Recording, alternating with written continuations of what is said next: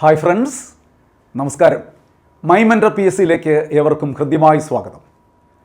PSCയുടെ വിവിധ പരീക്ഷകൾ ഒന്നിനു പുറകെ ഒന്നായി നടന്നുകൊണ്ടേയിരിക്കുന്നു. ബീറ്റ് ഫോറസ്റ്റ് ഓഫീസർ ഉൾപ്പെടെ അസിസ്റ്റൻറ്റ് പ്രിസൺ ഓഫീസർ ഉൾപ്പെടെ നിരവധി പരീക്ഷകൾ ഇതാ നമ്മുടെ മുമ്പിൽ വന്നു നിൽക്കുന്നു.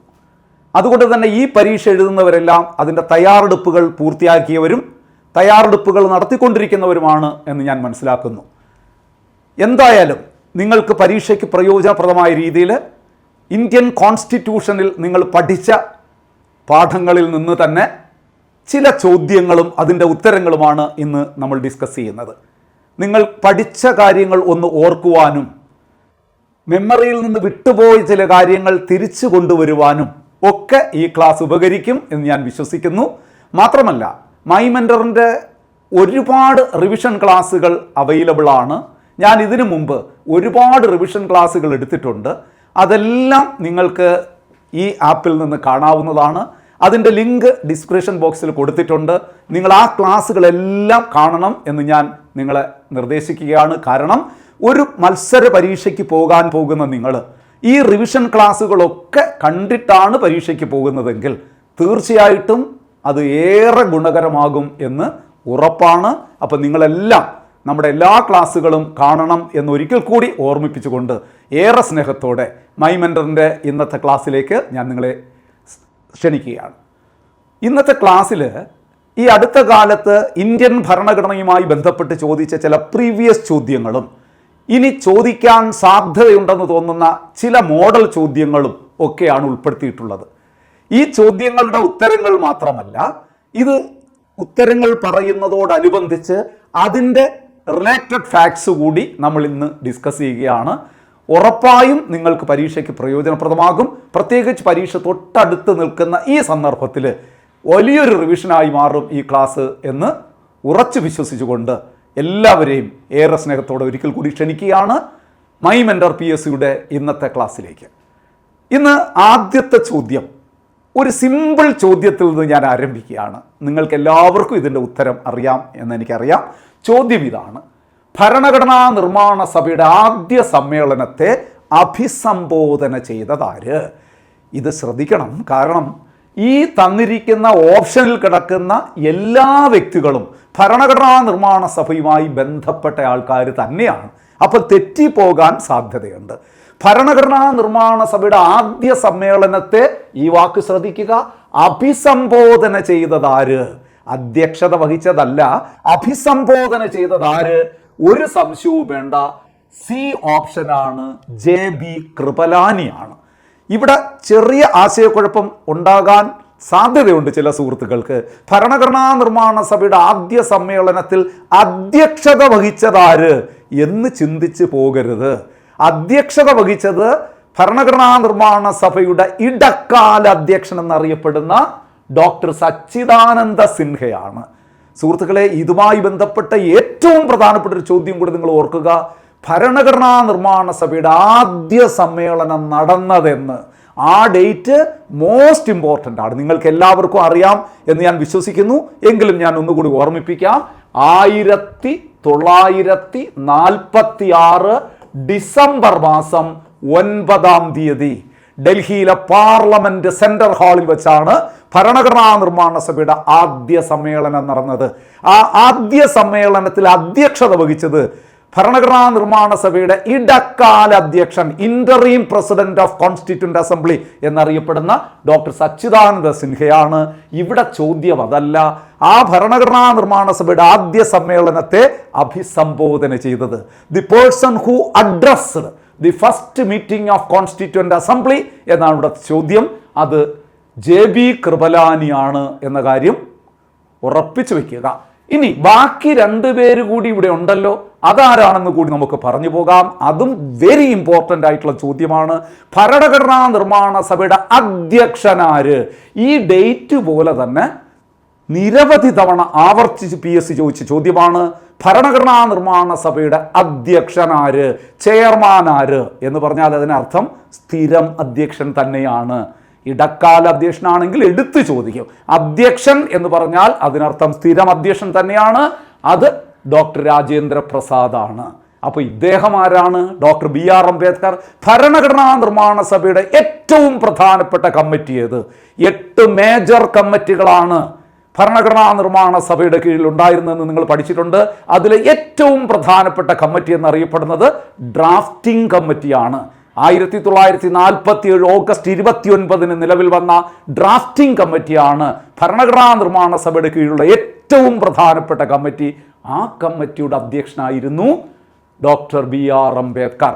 ഇന്ത്യൻ ഭരണഘടനയുടെ ശില്പി, ഇന്ത്യൻ ഭരണഘടനയുടെ പിതാവ് എന്നൊക്കെ അറിയപ്പെടുന്ന ആധുനിക മനു, ആധുനിക ബുദ്ധൻ, ഇന്ത്യൻ ജെഫേഴ്സൺ എന്നൊക്കെ പേരിൽ അറിയപ്പെടുന്ന ഡോക്ടർ BR അംബേദ്കർ ആണ് ഭരണഘടനാ നിർമ്മാണ സഭയുടെ ഏറ്റവും പ്രധാനപ്പെട്ട കമ്മിറ്റിയായ ഡ്രാഫ്റ്റിംഗ് കമ്മിറ്റിയുടെ അധ്യക്ഷൻ. അപ്പോൾ ഈ 4 പേരുമായി ബന്ധപ്പെട്ട ചോദ്യങ്ങൾ പഠിച്ചു കഴിഞ്ഞല്ലോ.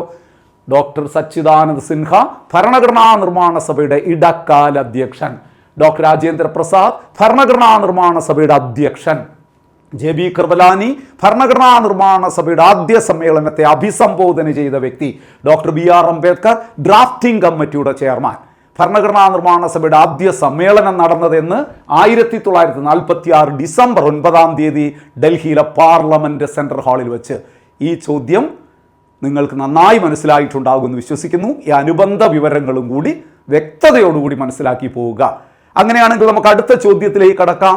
വളരെ പ്രധാനപ്പെട്ട മറ്റൊരു ചോദ്യം എന്താ വരുന്നു, ശ്രദ്ധിക്കുക. 1973 കേശവാനന്ദ ഭാരതി കേസുമായി ബന്ധപ്പെട്ട ശരിയായ പ്രസ്താവന അഥവാ പ്രസ്താവനകൾ. സ്റ്റേറ്റ്മെന്റ് രൂപത്തിലുള്ള ചോദ്യമാണ്, വളരെ ശ്രദ്ധിക്കേണ്ടതാണ്. കേശവാനന്ദ ഭാരതി കേസ് നമ്മൾ വിശദമായി പഠിച്ചിട്ടുള്ളത് തന്നെയാണ്.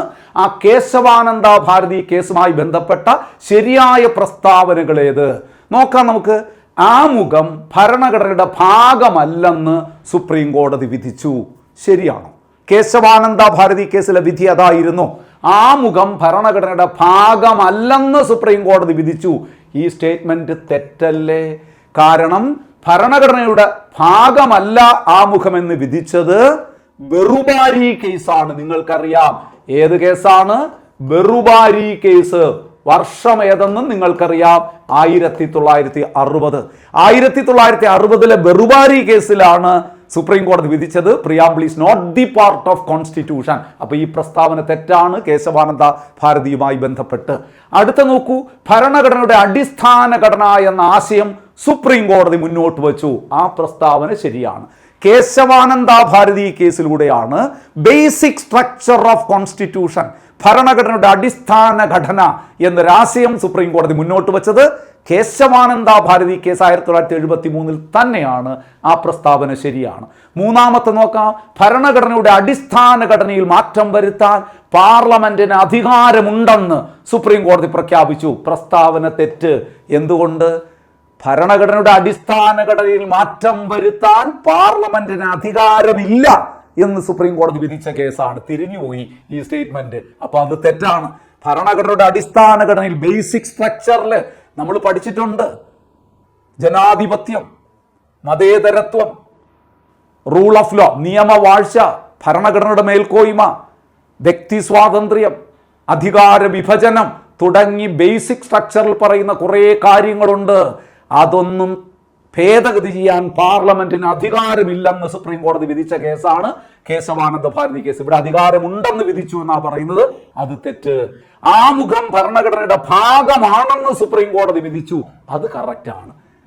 Preamble is the part of constitution, integral part of constitution എന്ന് സുപ്രീം കോടതി വിധിച്ചത് കേശവാനന്ദ ഭാരതി കേസിൽ തന്നെയാണ്. അപ്പൊ നമുക്ക് മാർക്ക് ചെയ്ത് പോകാം. നമുക്ക് വേണ്ടത് ശരിയായ പ്രസ്താവനയല്ലേ? അപ്പോൾ 1, 2 ശരി, 4 ശരി. അപ്പൊ 2ഉം 4ഉം മാത്രം എന്ന് പറയുന്ന എ ഓപ്ഷനാണ് ഇവിടെ ശരിയായി വരുന്നത്. ക്ലിയർ അല്ലേ? ക്ലിയർ അല്ലേ? അപ്പൊ ആ ചോദ്യവും നിങ്ങൾക്ക് നന്നായി മനസ്സിലായി എന്ന് ഞാൻ വിശ്വസിക്കുന്നു. അടുത്ത ചോദ്യത്തിലേക്ക് നമുക്കൊന്ന് കിടക്കാം. പൗരത്വവുമായി ബന്ധപ്പെട്ട തെറ്റായ പ്രസ്താവനകൾ. പൗരത്വവുമായി ബന്ധപ്പെട്ട തെറ്റായ പ്രസ്താവന.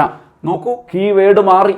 നേരത്തെയൊക്കെ നമ്മൾ ശരി പ്രസ്താവന എന്നാ പറഞ്ഞത്, ഇവിടെ തെറ്റായ പ്രസ്താവനയാണ്. അപ്പം ഞാൻ ഇതൊന്ന് നോക്കാം. ഞാൻ ശരിയായ പ്രസ്താവനയെ നമുക്ക് ടിക്കിടാം, തെറ്റായത് തെറ്റെന്ന് മാർക്ക് ചെയ്യുക, എന്നിട്ട് തെറ്റെന്ന് മാർക്ക് ചെയ്തതിന് നമ്മുടെ ആൻസർ ആയിട്ട് എടുക്കാം. അപ്പോൾ ഇത് കൂടുതൽ മനസ്സിലാവും. നോക്കൂ, LM സിംഗ്വിയുടെ ശുപാർശ പ്രകാരം ഭരണഘടനയിൽ ഉൾപ്പെടുത്തി. നമ്മുടെ പൗരത്വം എന്ന് പറയുന്നത് എന്താണ്? സിംഗിൾ സിറ്റിസൺഷിപ്പ് അല്ലേ? ഏക പൗരത്വമല്ലേ? ഏക പൗരത്വം എന്നത് LM സിംഗ്വി ശുപാർശ ചെയ്തതായിരുന്നു? അല്ല. LM സിംഗ്വി ശുപാർശ ചെയ്തത് എന്തായിരുന്നു? ഇരട്ട പൗരത്വം, ഡ്യുവൽ സിറ്റിസൺഷിപ്പ്. അമേരിക്കയിലേതുപോലെ നമുക്ക് ഇരട്ട പൗരത്വം, ദ്വന്ദ്വ പൗരത്വം അല്ലെങ്കിൽ ഡ്യുവൽ സിറ്റിസൺഷിപ്പ് വേണമെന്ന് ശുപാർശ ചെയ്ത ആളാണ് LM സിംഗ്വി. അദ്ദേഹത്തിൻ്റെ ശുപാർശ പ്രകാരം ഇന്ത്യൻ പൗരത്വം നമ്മൾ സ്വീകരിച്ചിരുന്നുവെങ്കിൽ നമ്മുടെ പൗരത്വം ഡ്യുവൽ സിറ്റിസൺഷിപ്പായി മാറുമായിരുന്നു. അപ്പോൾ സിംഗ്വിയുടെ ശുപാർശ പ്രകാരം ഭരണഘടനയിൽ ഉൾപ്പെടുത്തിയതല്ല നമ്മുടെ പൗരത്വം, അത് തെറ്റാണ്. നോക്കൂ, ഏക പൗരത്വം എന്ന ആശയം USA നിന്ന് കടം വാങ്ങി. തെറ്റല്ലേ? ഏക പൗരത്വം നമ്മൾ കടം വാങ്ങിയത് എവിടെ നിന്നാണ്? ബ്രിട്ടനിൽ നിന്നല്ലേ ഏക പൗരത്വം എന്ന ആശയം കടം വാങ്ങിയത്? ആമുഖം ഒക്കെയാണ് നമ്മൾ എവിടെ നിന്ന് കടം വാങ്ങിയത്? USA നിന്ന്. ആമുഖം, മൗലികാവകാശങ്ങൾ, സ്വതന്ത്ര നീതിന്യായ വ്യവസ്ഥ, ഇങ്ങനെയൊക്കെ പറയുന്ന കാര്യങ്ങൾ. നോക്കൂ, ഏക പൗരത്വം, single citizenship, parliamentary system, bicameralism, single citizenship, enactment of law, rule of law, writs, office of CAG, ഇങ്ങനെയൊക്കെ പറയുന്ന കാര്യങ്ങളൊക്കെ നമ്മൾ കടം വാങ്ങിയത് ബ്രിട്ടനിൽ നിന്നല്ലേ? അപ്പോൾ ഏക പൗരത്വം കടം വാങ്ങിയത് ബ്രിട്ടനാണ്. ആ പ്രസ്താവനയും തെറ്റാണ്. നമുക്ക് വേണ്ടത് തെറ്റാണ്. അപ്പോൾ ഇത് രണ്ടും നമുക്ക് വേണം. മൂന്നാമത്തെ നോക്കൂ, പൗരത്വ നിയമം പാർലമെന്റ് പാസ്സാക്കിയത് 1955 വളരെ കറക്റ്റാണ്. നമ്മൾ ഈ സ്റ്റേറ്റ്മെന്റ് ക്വസ്റ്റ്യൻ പഠിക്കുമ്പം നിങ്ങൾ ഓർത്തോളൂ, ഇതെല്ലാം OMR ചോദ്യമായിട്ടും വരുന്നതാണ്. ഇന്ത്യൻ പൗരത്വ നിയമം പാർലമെന്റ് പാസ്സാക്കിയ വർഷം ഒരുപാട് തവണ ചോദിച്ചിട്ടുള്ള പ്രീവിയസ് ചോദ്യമാണ്. 1955. ഈ പ്രസ്താവന ശരിയാണ്. ഇന്ത്യൻ പൗരത്വം നേടുന്നത് 3 മാർഗങ്ങളിലൂടെയാണ്. ഈ പ്രസ്താവന തെറ്റല്ലേ? 5 മാർഗങ്ങളിലൂടെയല്ലേ ഇന്ത്യൻ പൗരത്വം നേടുന്നത്? ജന്മസിദ്ധമായ പൗരത്വം, പിന്തുടർച്ച വഴിയുള്ള പൗരത്വം, രജിസ്ട്രേഷൻ മുഖേനയുള്ള പൗരത്വം, ചിരകാല അധിവാസം മുഖേനയുള്ള പൗരത്വം, പ്രദേശങ്ങളുടെ സംയോജന മുഖേനയുള്ള പൗരത്വം. 5 മാർഗങ്ങളിലൂടെ. ഇവിടെ 3 മാർഗം എന്ന് പറയുന്നു. ആ പ്രസ്താവന തെറ്റ്. 3 മാർഗം എന്താണ്? പൗരത്വം നഷ്ടമാകുന്നതാണ് 3 മാർഗങ്ങളിലൂടെ. ഏതൊക്കെ മാർഗങ്ങളിലൂടെ? നമുക്കറിയാം, പരിത്യാഗം, പൗരത്വം നിർത്തലാക്കൽ, പൗരത്വാപഹരണം. ഇംഗ്ലീഷിൽ പറഞ്ഞാൽ റിനൗൺസിയേഷൻ, പരിത്യാഗം, ടെർമിനേഷൻ, പൗരത്വം നിർത്തലാക്കൽ, ഡിപ്രവേഷൻ, പൗരത്വ അപഹാരം അല്ലെങ്കിൽ പൗരത്വ അപഹരണം. ആ 3 മാർഗങ്ങളിലൂടെ പൗരത്വം നഷ്ടമാകുന്നതിനാണ് 3 മാർഗങ്ങൾ. ഇവിടെ നേടുന്നത് 3 മാർഗങ്ങളിലൂടെ എന്ന് പറയുന്നു. തെറ്റാണ്. നേടുന്നത് 5 മാർഗങ്ങളിലൂടെ. 5 മാർഗം ഞാനിപ്പം പറഞ്ഞതേ ഉള്ളൂ. കൃത്യമായി പഠിച്ചു വെച്ചുകൊള്ളുക. അപ്പോൾ നമുക്ക് വേണ്ടത് തെറ്റായ പ്രസ്താവനയാണ്. ഇത് തെറ്റ്, ഇത് വേണം, ഇത് വേണം, ഇത് വേണം. അപ്പം നമ്മുടെ ആൻസർ എന്താണ്? 1, 2, 4. 1, 2, 4 കിടപ്പുണ്ട്. ബി ഓപ്ഷനാണ് ഈ ചോദ്യത്തിൻ്റെ ഉത്തരം. ക്ലിയർ ആയിട്ടുണ്ടാവും എന്ന് വിശ്വസിക്കുന്നു. നന്നായി മനസ്സിലാക്കുക. ഈ പറയുന്ന ചോദ്യങ്ങളിൽ OMR ചോദ്യങ്ങൾ തിരിച്ചറിയുക. പൗരത്വ നിയമം പാർലമെന്റ് പാസ്സാക്കിയ വർഷം 1955. ഇവിടെ ഓർക്കുക, ഇന്ത്യക്ക് ഇരട്ട പൗരത്വം ആവശ്യമാണെന്ന് ശുപാർശ ചെയ്ത കമ്മിറ്റി ഏത്? LM Singhvi committee. ഏക പൗരത്വ എന്ന ആശയം ഏത് രാജ്യത്ത് നിന്ന് കടം വാങ്ങി? ബ്രിട്ടനിൽ നിന്ന് കടം വാങ്ങി. ഇന്ത്യൻ പൗരത്വം നേടുന്നതിന് എത്ര മാർഗങ്ങളുണ്ട്? 5 മാർഗങ്ങൾ. ഇന്ത്യൻ പൗരത്വം നഷ്ടമാകുന്നതിന് എത്ര മാർഗമുണ്ട്? 3 മാർഗങ്ങൾ. നോക്കൂ, ഈ സ്റ്റേറ്റ്മെന്റുകൾ പഠിക്കുമ്പം അതിനോടൊപ്പം ആ OMR ചോദ്യങ്ങളുടെ സാധ്യത കൂടി നിങ്ങളൊന്ന് മനസ്സിലാക്കി പോവുക. അപ്പോൾ ഈ ചോദ്യത്തിന്റെ ഉത്തരവും നിങ്ങൾക്ക് കിട്ടിക്കഴിഞ്ഞു, അനുബന്ധ വിവരങ്ങളും കിട്ടിക്കഴിഞ്ഞു എന്ന് ഞാൻ വിശ്വസിക്കുന്നു. അങ്ങനെയാണെങ്കിൽ അടുത്ത ചോദ്യത്തിലേക്ക് നമുക്കൊന്ന് പോകാം.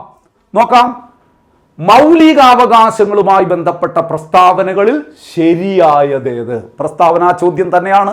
ഞാനിതിൽ കൂടുതലും പ്രസ്താവനാ ചോദ്യങ്ങളാണ് ഉൾപ്പെടുത്തിയിട്ടുള്ളത്. കാരണം അതാണ് കൂടുതൽ നിങ്ങൾ ശ്രദ്ധ ചെലുത്തേണ്ടത്, തെറ്റിപ്പോകാൻ സാധ്യതയുള്ളത്. അതുകൊണ്ട് നമുക്കത് വ്യക്തമായി തന്നെ പഠിച്ചു പോകണം. നോക്കാം, നമുക്ക് മൗലികാവകാശങ്ങളുമായി ബന്ധപ്പെട്ട ശരിയായ പ്രസ്താവന. നമ്മുടെ കീവേഡ് എന്താണ്? ശരിയായ പ്രസ്താവന. ഒന്നാമത്തെ നോക്കാം, ഇന്ത്യൻ പ്രസിഡന്റ് 352 വകുപ്പ് അനുസരിച്ച് അടിയന്തരാവസ്ഥ പ്രഖ്യാപിച്ചാൽ 19 വകുപ്പ് പ്രകാരമുള്ള മൗലികാവകാശങ്ങൾ മരവിക്കപ്പെടുന്നു. ഈ അടുത്ത കാലത്ത് ചോദിച്ച ചോദ്യമാണിത്. നന്നായി മനസ്സിലാക്കണം. ഇന്ത്യൻ പ്രസിഡന്റ്, നമ്മുടെ രാഷ്ട്രപതി 32 വകുപ്പ് അനുസരിച്ച് അടിയന്തരാവസ്ഥ പ്രഖ്യാപിച്ചാൽ, മനസ്സിൽ പറയൂ, 32 വകുപ്പ് പ്രകാരം 352 വകുപ്പ് പ്രകാരം പ്രഖ്യാപിക്കുന്ന അടിയന്തരാവസ്ഥയുടെ പേരെന്താണ്? ദേശീയ അടിയന്തരാവസ്ഥ, നാഷണൽ എമർജൻസി.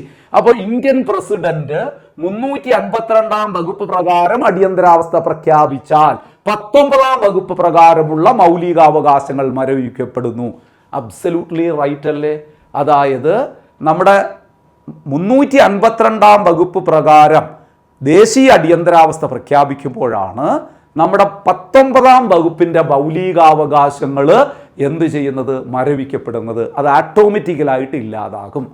ദേശീയ അടിയന്തരാവസ്ഥ പ്രഖ്യാപിക്കുമ്പോൾ അതെങ്ങനെയായിരിക്കണം? ദേശീയ ആഭ്യന്തര അടിയന്തരാവസ്ഥയല്ല, ദേശീയ ബാഹ്യ അടിയന്തരാവസ്ഥ. ദേശീയ ആഭ്യന്തര അടിയന്തരാവസ്ഥ പ്രഖ്യാപിക്കുമ്പോൾ ഇത് റദ്ദാക്കപ്പെടുന്നില്ല. അത് പിന്നീട് ഇവിടെ നമ്മൾ ദേശീയ അടിയന്തരാവസ്ഥ ഓർക്കുക, യുദ്ധം, വൈദേശിക ആക്രമണം എന്നിങ്ങനെയുള്ള കാരണങ്ങൾ കൊണ്ട് ദേശീയ അടിയന്തരാവസ്ഥ പ്രഖ്യാപിക്കപ്പെടുമ്പോൾ സ്വാഭാവികമായിട്ടും 19 വകുപ്പ് റദ്ദാക്കപ്പെടുന്നു. 19 വകുപ്പ് പറയുന്ന നമ്മുടെ 6 മൗലിക സ്വാതന്ത്ര്യങ്ങൾ റദ്ദാക്കപ്പെടുന്നു, ഓട്ടോമാറ്റിക്കായിട്ട് റദ്ദാക്കപ്പെടുന്നു. നോക്കൂ, മൗലികാവകാശങ്ങൾ ന്യായവാദത്തിന് അർഹങ്ങളാണ്. ശരിയല്ലേ ആ പ്രസ്താവന? മൗലികാവകാശങ്ങൾ ജസ്റ്റിസിബിൾ ആണ്, ന്യായവാദത്തിന് അർഹമാണെന്ന് പറഞ്ഞാൽ can be enforceable by court of law, കോടതികളിലൂടെ സ്ഥാപിച്ചെടുക്കാവുന്നതാണ്. അല്ലേ? ശരിയല്ലേ?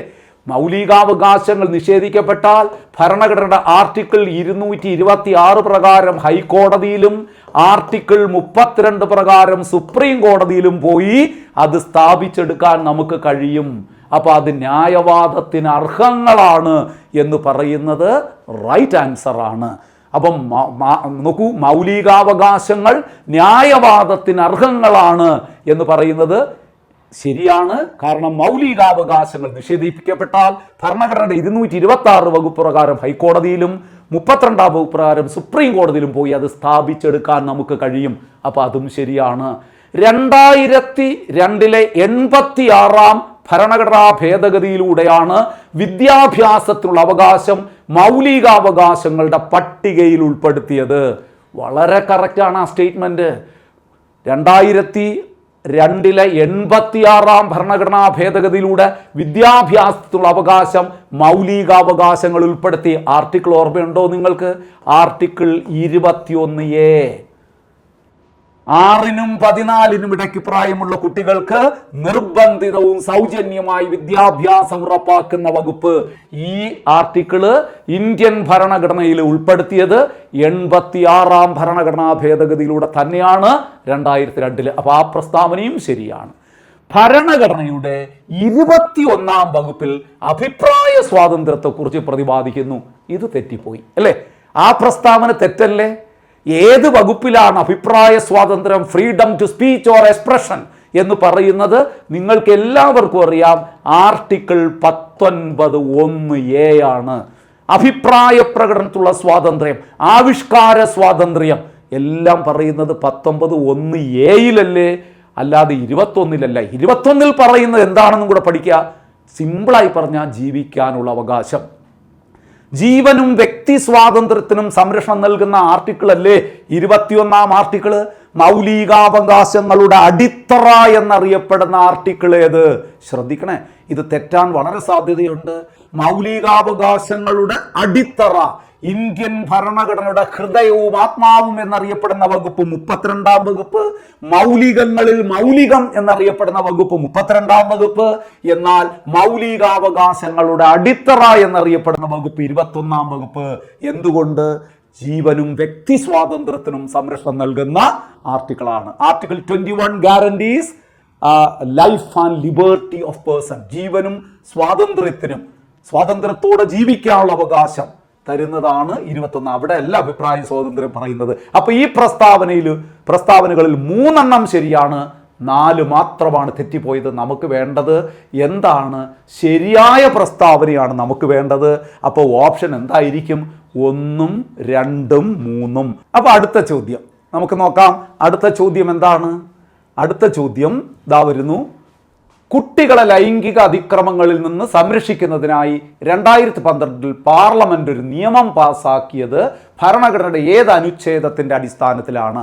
ഇത് ഈ അടുത്ത കാലത്ത് ഡിഗ്രി ലെവൽ പരീക്ഷയ്ക്ക് ചോദിച്ച ചോദ്യമാണ്. ഡിഗ്രി ലെവലിലല്ല, എല്ലാ പരീക്ഷയ്ക്കും ഏത് ലെവലിലും ചോദിക്കാവുന്ന ചോദ്യമാണ്.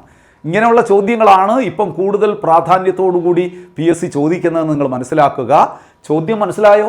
കുട്ടികളെ ലൈംഗിക അതിക്രമങ്ങളിൽ നിന്ന് സംരക്ഷിക്കുന്നതിനായി 2012 ഇന്ത്യൻ പാർലമെൻറ്റ് ഒരു നിയമം പാസാക്കിയത് ഭരണഘടനയുടെ ഏത് അനുച്ഛേദത്തിൻ്റെ അടിസ്ഥാനത്തിലാണ്? ഏത് നിയമത്തെക്കുറിച്ചാണ് പറയുന്നതെന്ന് ഞാൻ പ്രത്യേകിച്ച് പറയേണ്ടതില്ലല്ലോ. പോക്സോ നിയമം, protection of children from sexual offence act, protection of children from sexual offence act എന്ന് പറയുന്ന പോക്സോ ആക്ട് 2012 ഇന്ത്യൻ പാർലമെന്റ് പാസ്സാക്കിയതാണ്. ഇന്ത്യൻ ഭരണഘടനയിലെ ഏത് ആർട്ടിക്കിളിൻ്റെ അടിസ്ഥാനത്തിലാണ് അങ്ങനെ ഒരു നിയമം പാസ്സാക്കിയത്? ശ്രദ്ധിക്കണം, വളരെ വളരെ പ്രധാനപ്പെട്ടതാണ്.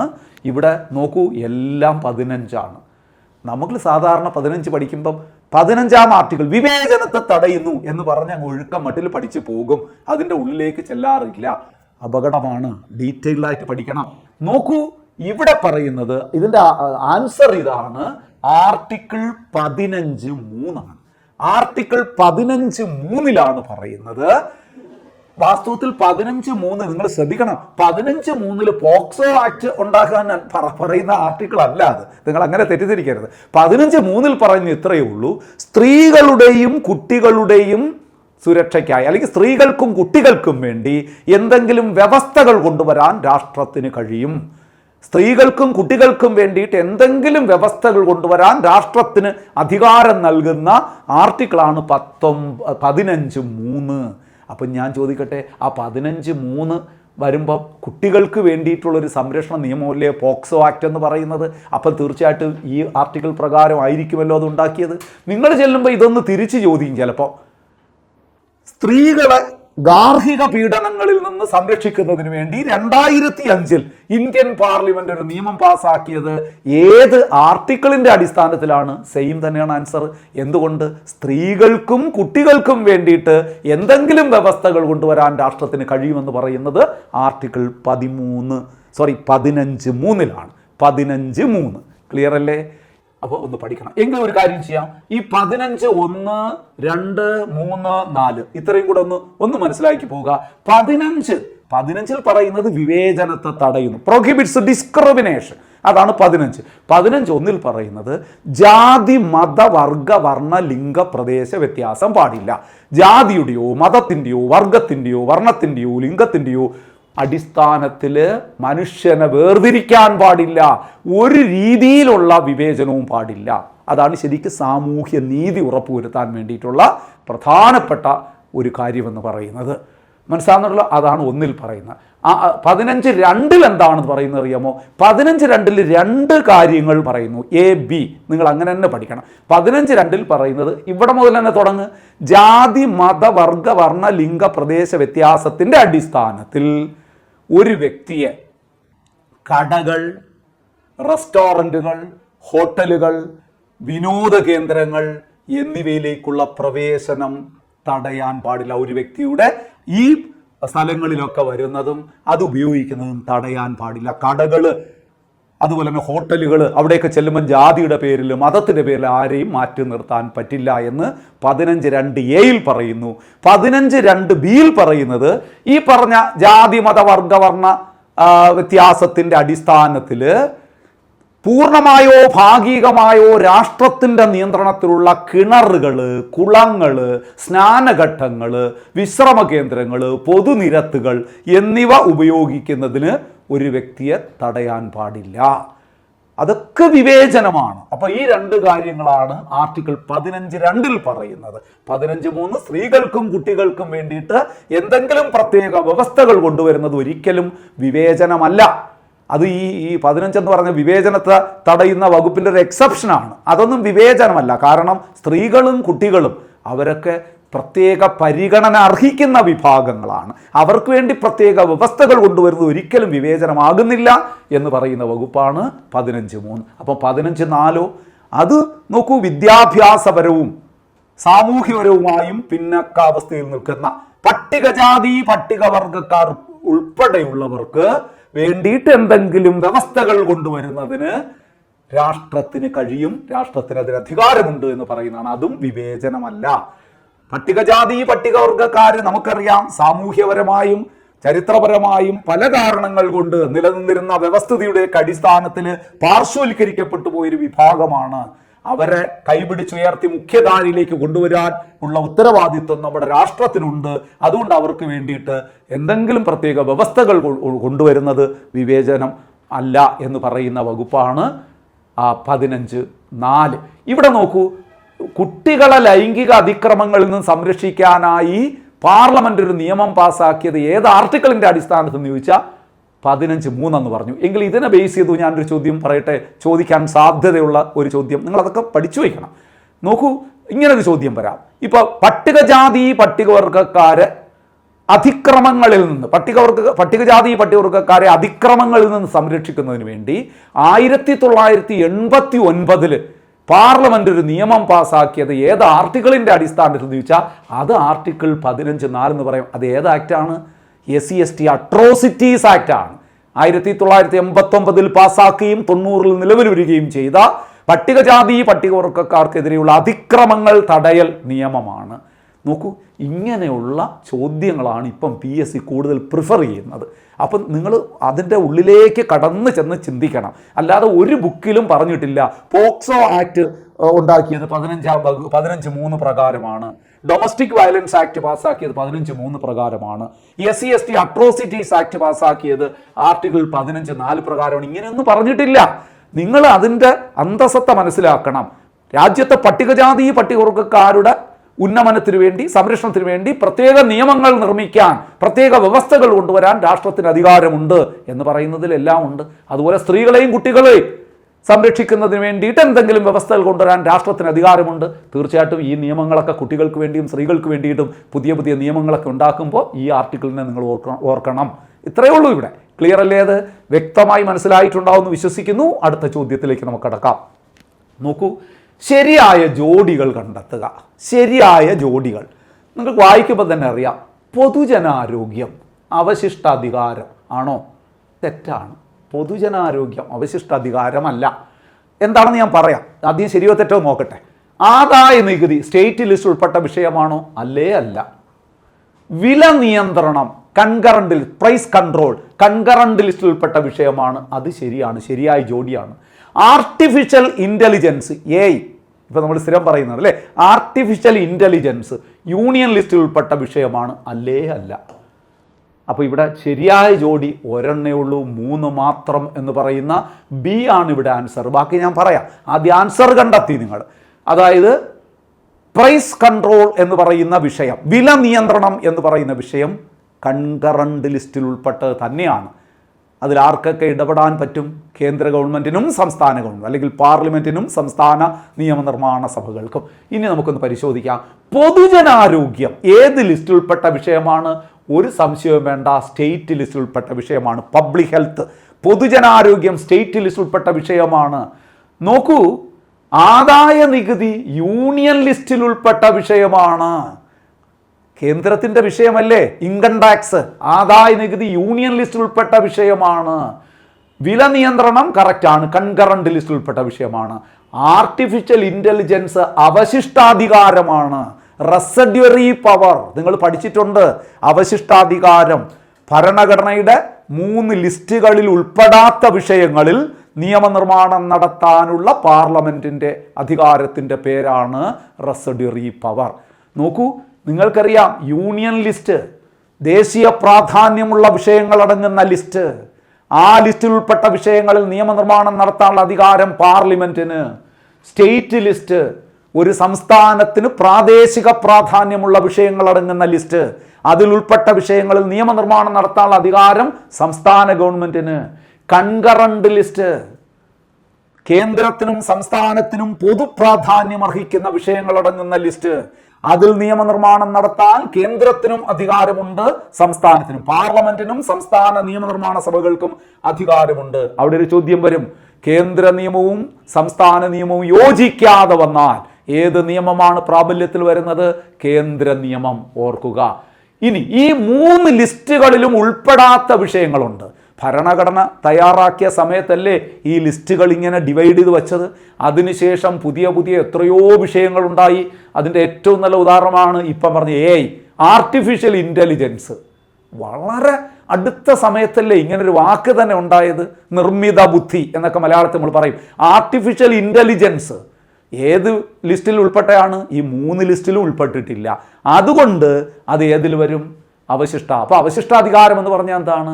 ഭരണഘടനയുടെ 7ാം ഷെഡ്യൂളിലാണ് ലിസ്റ്റുകളെക്കുറിച്ച് പ്രതിപാദിക്കുന്നത്. ഭരണഘടനയുടെ 7ാം ഷെഡ്യൂളിൽ ഉൾപ്പെട്ട അല്ലെങ്കിൽ ഭരണഘടനയുടെ 7ാം ഷെഡ്യൂളിൽ ഉൾപ്പെട്ട 3 ലിസ്റ്റുകളിൽ ഉൾപ്പെടാത്ത വിഷയങ്ങളിൽ നിയമനിർമ്മാണം നടത്താനുള്ള അധികാരമാർക്ക് പാർലമെന്റിന് അല്ലെങ്കിൽ യൂണിയൻ ഗവൺമെന്റിന്. ആ അധികാരത്തിൻ്റെ പേരാണ് അവശിഷ്ടാധികാരം. അപ്പോൾ റെസിഡ്യൂറി പവർ എന്ന് പറഞ്ഞാൽ ഭരണഘടനയുടെ 3 ലിസ്റ്റുകളിൽ ഉൾപ്പെടാത്ത വിഷയങ്ങളിൽ നിയമനിർമ്മാണം നടത്താനുള്ള പാർലമെന്റിൻ്റെ അധികാരമാണ് റെസിഡ്യൂറി പവർ, അവശിഷ്ടാധികാരം. ഉദാഹരണം നോക്കൂ, ഈ ആർട്ടിഫിഷ്യൽ ഇൻ്റലിജൻസ്, കമ്പ്യൂട്ടർ സോഫ്റ്റ്വെയർ, അതുപോലെ തന്നെ സൈബർ ക്രൈം, ബഹിരാകാശ ശാസ്ത്രം, ഇതൊന്നും ലിസ്റ്റുകളിലില്ല. ഇതൊക്കെ എക്സാമ്പിളായിട്ട് ചോദിക്കാം. ഇപ്പം നിങ്ങൾ വരുമ്പോൾ കമ്പ്യൂട്ടർ സോഫ്റ്റ്വെയർ ഇതിന് പകരം വരുന്നതായിരിക്കും. കമ്പ്യൂട്ടർ സോഫ്റ്റ്വെയർ അല്ലെങ്കിൽ സൈബർ ക്രൈം, ഇതൊക്കെ പുതിയ വിഷയങ്ങളല്ലേ? ഇൻ്റർനെറ്റൊക്കെ കണ്ടുപിടിച്ചിട്ട് തന്നെ എത്ര വർഷമായി? അതിനു മുമ്പല്ലേ ഈ ലിസ്റ്റുകളൊക്കെ തയ്യാറായിരുന്നത്. അപ്പോൾ അതുകൊണ്ട് ഇങ്ങനെയുള്ള വിഷയങ്ങൾ നിയമനിർമ്മാണം നടത്താനുള്ള അധികാരം യൂണിയൻ ഗവൺമെൻറ്റിന് തന്നെയാണ്. പക്ഷെ അത് യൂണിയൻ ലിസ്റ്റിൽ ഉൾപ്പെട്ടതല്ല. അങ്ങനെയുള്ള വിഷയങ്ങളെല്ലാം വരുന്നത് അവശിഷ്ടാധികാരം അഥവാ റെസിഡ്യൂറി പവർ ഭരണഘടനയിലെ 248-ാം ആർട്ടിക്കിളിലാണ്. അതുകൂടെ ഓർമ്മിച്ചോളൂ. അവശിഷ്ട അധികാരങ്ങളെക്കുറിച്ച് പ്രതിപാദിക്കുന്ന ഭരണഘടനാ അനുച്ഛേദം 248 കാനഡയിൽ നിന്നാണ് ഇത് കടം വാങ്ങിയത്. ഇത് 3 കാനഡയിൽ നിന്ന് തന്നെയാണ്. ഏതൊക്കെ? യൂണിയൻ ലിസ്റ്റ്, സ്റ്റേറ്റ് ലിസ്റ്റ്, അവശിഷ്ടാധികാരം. കൺകറന്റ് ലിസ്റ്റ് എവിടെ നിന്ന് കടം വാങ്ങി എന്ന് ചോദിച്ചാൽ ഓസ്ട്രേലിയയിൽ നിന്ന്. ക്ലിയർ ആയല്ലോ? അപ്പോൾ ഇവിടെ ഒരൊറ്റ ജോഡി മാത്രമേ കറക്റ്റായിട്ടുള്ളൂ. വില നിയന്ത്രണം, കൺകറന്റ് ലിസ്റ്റ്. ഈ ലിസ്റ്റുകളൊക്കെ നമ്മൾ വിശദമായി പഠിച്ചതാണ്. നിങ്ങൾ ക്ലാസ്സുകൾ കണ്ടിട്ടില്ലാത്തവർ നിർബന്ധമായിട്ടും മൈമെൻറ്റർ PSCയുടെ ക്ലാസ്സുകളെല്ലാം ഒന്ന് കാണുക. നിങ്ങൾക്ക് കൂടുതൽ മാർക്ക് വാങ്ങി മുന്നോട്ട് പോകാൻ അത്തരം ക്ലാസ്സുകൾ ഉപകരിക്കും എന്ന കാര്യത്തിൽ യാതൊരു സംശയവുമില്ല. അപ്പോൾ അടുത്ത ചോദ്യത്തിലേക്ക് നമുക്ക് കിടക്കാം. നോക്കാം അടുത്ത ചോദ്യം എന്താണെന്ന്. താഴെ പറയുന്നവയിൽ നിർദ്ദേശക തത്വങ്ങളുമായി ബന്ധപ്പെട്ട തെറ്റായ പ്രസ്താവന ഏത്? നിർദ്ദേശക തത്വങ്ങളുമായി ബന്ധപ്പെട്ട തെറ്റായ പ്രസ്താവന. നമ്മുടെ കീവേഡ് എന്താണ്? തെറ്റായ പ്രസ്താവന. നോക്കാം. നിർദ്ദേശക തത്വങ്ങൾ മനസ്സിൽ അപ്പോഴേ നിങ്ങൾ പറയുക. നിർദ്ദേശക തത്വങ്ങൾ DPSP, directive principles of state policy, part 4. അത് ആദ്യം മനസ്സിൽ നിന്ന് പറഞ്ഞു കൊടുക്കുക. 4ാം ഭാഗത്ത് നോക്കാം. ഇനി നോക്കാം. ഭരണഘടനയുടെ അനുച്ഛേദം 36 മുതൽ 51 വരെ. 4ാം ഭാഗത്ത് 36 മുതൽ 51 വരെയുള്ള ആർട്ടിക്കിളുകളിൽ തന്നെയാണ് DPSP പ്രതിപാദിക്കുന്നത്. മാർഗനിർദ്ദേശക തത്വങ്ങൾ പ്രതിപാദിക്കുന്നത്. ന്യായവാദത്തിന് അർഹമല്ല. അപ്പോൾ ഈ ആദ്യത്തെ പ്രസ്താവന ശരി, രണ്ടാമത്തെ പ്രസ്താവനയും ശരിയല്ലേ? ന്യായവാദത്തിന് അർഹമല്ല എന്ന് പറഞ്ഞാൽ കോടതികളിലൂടെ സ്ഥാപിച്ചെടുക്കാൻ കഴിയില്ല. മാർഗനിർദ്ദേശക തത്വങ്ങളിൽ പറഞ്ഞിരിക്കുന്ന കാര്യങ്ങൾ എന്തെങ്കിലും നടപ്പിലാക്കിയില്ല എന്ന് പറഞ്ഞുകൊണ്ട് ആർക്കും കോടതിയിൽ പോകാൻ കഴിയില്ല. അത് ന്യായവാദത്തിന് അർഹമല്ല എന്നതാണ് സത്യസന്ധമായ ആ സ്റ്റേറ്റ്മെൻ്റാണത്. അത് കറക്റ്റാണ്. നോക്കൂ, മൂന്നാമത്തെ, അമേരിക്കൻ ഭരണഘടനയിൽ നിന്ന് ഉൾക്കൊണ്ടതാണ് തെറ്റ്. മാർഗനിർദ്ദേശക തത്വങ്ങൾ ഇന്ത്യൻ ഭരണഘടനയിൽ ഉൾപ്പെടുത്തിയത് ഏത് രാജ്യത്ത് നിന്നാണ് എന്ന് ചോദിച്ചാൽ അയർലൻഡിലാണ്. അയർലൻഡിൽ നിന്ന് മറക്കരുത് നിങ്ങൾ. അയർലൻഡിൽ നിന്നാണ് മാർഗനിർദ്ദേശക തത്വങ്ങൾ ഇന്ത്യൻ ഭരണഘടന സ്വീകരിച്ചിട്ടുള്ളത്. അയർലൻഡിൽ നിന്ന് കടം വാങ്ങിയ 3 പ്രധാനപ്പെട്ട കാര്യങ്ങളുണ്ട്. മാർഗനിർദ്ദേശക തത്വങ്ങൾ, രാഷ്ട്രപതി തെരഞ്ഞെടുപ്പ്, പ്രസിഡൻഷ്യൽ ഇലക്ഷൻ, രാജ്യസഭയിലേക്ക് രാഷ്ട്രപതി അംഗങ്ങളെ നാമനിർദ്ദേശം ചെയ്യുന്ന രീതി, ഇതെല്ലാം നമ്മളും എവിടുന്ന് കടമെടുത്തു? അയർലൻഡിൽ നിന്ന്. ഏതൊക്കെയാണ്? മാർഗനിർദ്ദേശക തത്വങ്ങൾ, രാഷ്ട്രപതി തെരഞ്ഞെടുപ്പ്, രാജ്യസഭയിലേക്ക് രാഷ്ട്രപതി അംഗങ്ങളെ നാമനിർദ്ദേശം ചെയ്യുന്ന രീതി, ഇതെല്ലാം കടം വാങ്ങിയത് അയർലൻഡിൽ നിന്നാണ്. ശ്രദ്ധിക്കണം. അപ്പോൾ ഇത് USA നിന്നല്ല, അമേരിക്കയിൽ നിന്നല്ല കടം വാങ്ങിയത്. ഈ സ്റ്റേറ്റ്മെൻറ്റ് തെറ്റാണ്. നാലാമത്തെ സ്റ്റേറ്റ്മെൻറ്റ് നോക്കൂ. ഒരു ക്ഷേമ രാഷ്ട്രത്തെ ലക്ഷ്യമിടുന്നു. അബ്സല്യൂട്ട്ലി റൈറ്റ് അല്ലേ? ഒരു ക്ഷേമ രാഷ്ട്രത്തെ ലക്ഷ്യമിടുന്നു. മാർഗനിർദ്ദേശക തത്വങ്ങൾ ഇന്ത്യൻ ഭരണഘടന ഉൾപ്പെടുത്തിയത് എന്തുദ്ദേശ്യത്തോടു കൂടിയാണെന്ന് ചോദിച്ചാൽ ഇന്ത്യയെ ഒരു ക്ഷേമ രാഷ്ട്രമാക്കി മാറ്റുക. ഇന്ത്യയെ ഒരു ക്ഷേമ രാഷ്ട്രമാക്കി മാറ്റുക. To make our nation a welfare state. അത് തന്നെയാണ് മാർഗനിർദ്ദേശക തത്വങ്ങളുടെ ലക്ഷ്യം. അതുകൊണ്ടാണ് നമ്മൾ പറഞ്ഞത് ഗാന്ധിയൻ തത്വങ്ങളുടെയും സോഷ്യലിസ്റ്റ് ആശയങ്ങളുടെയും സ്വാധീനമുള്ളത് ഏതിലെന്ന് ചോദിച്ചാൽ മാർഗനിർദ്ദേശക തത്വങ്ങൾ.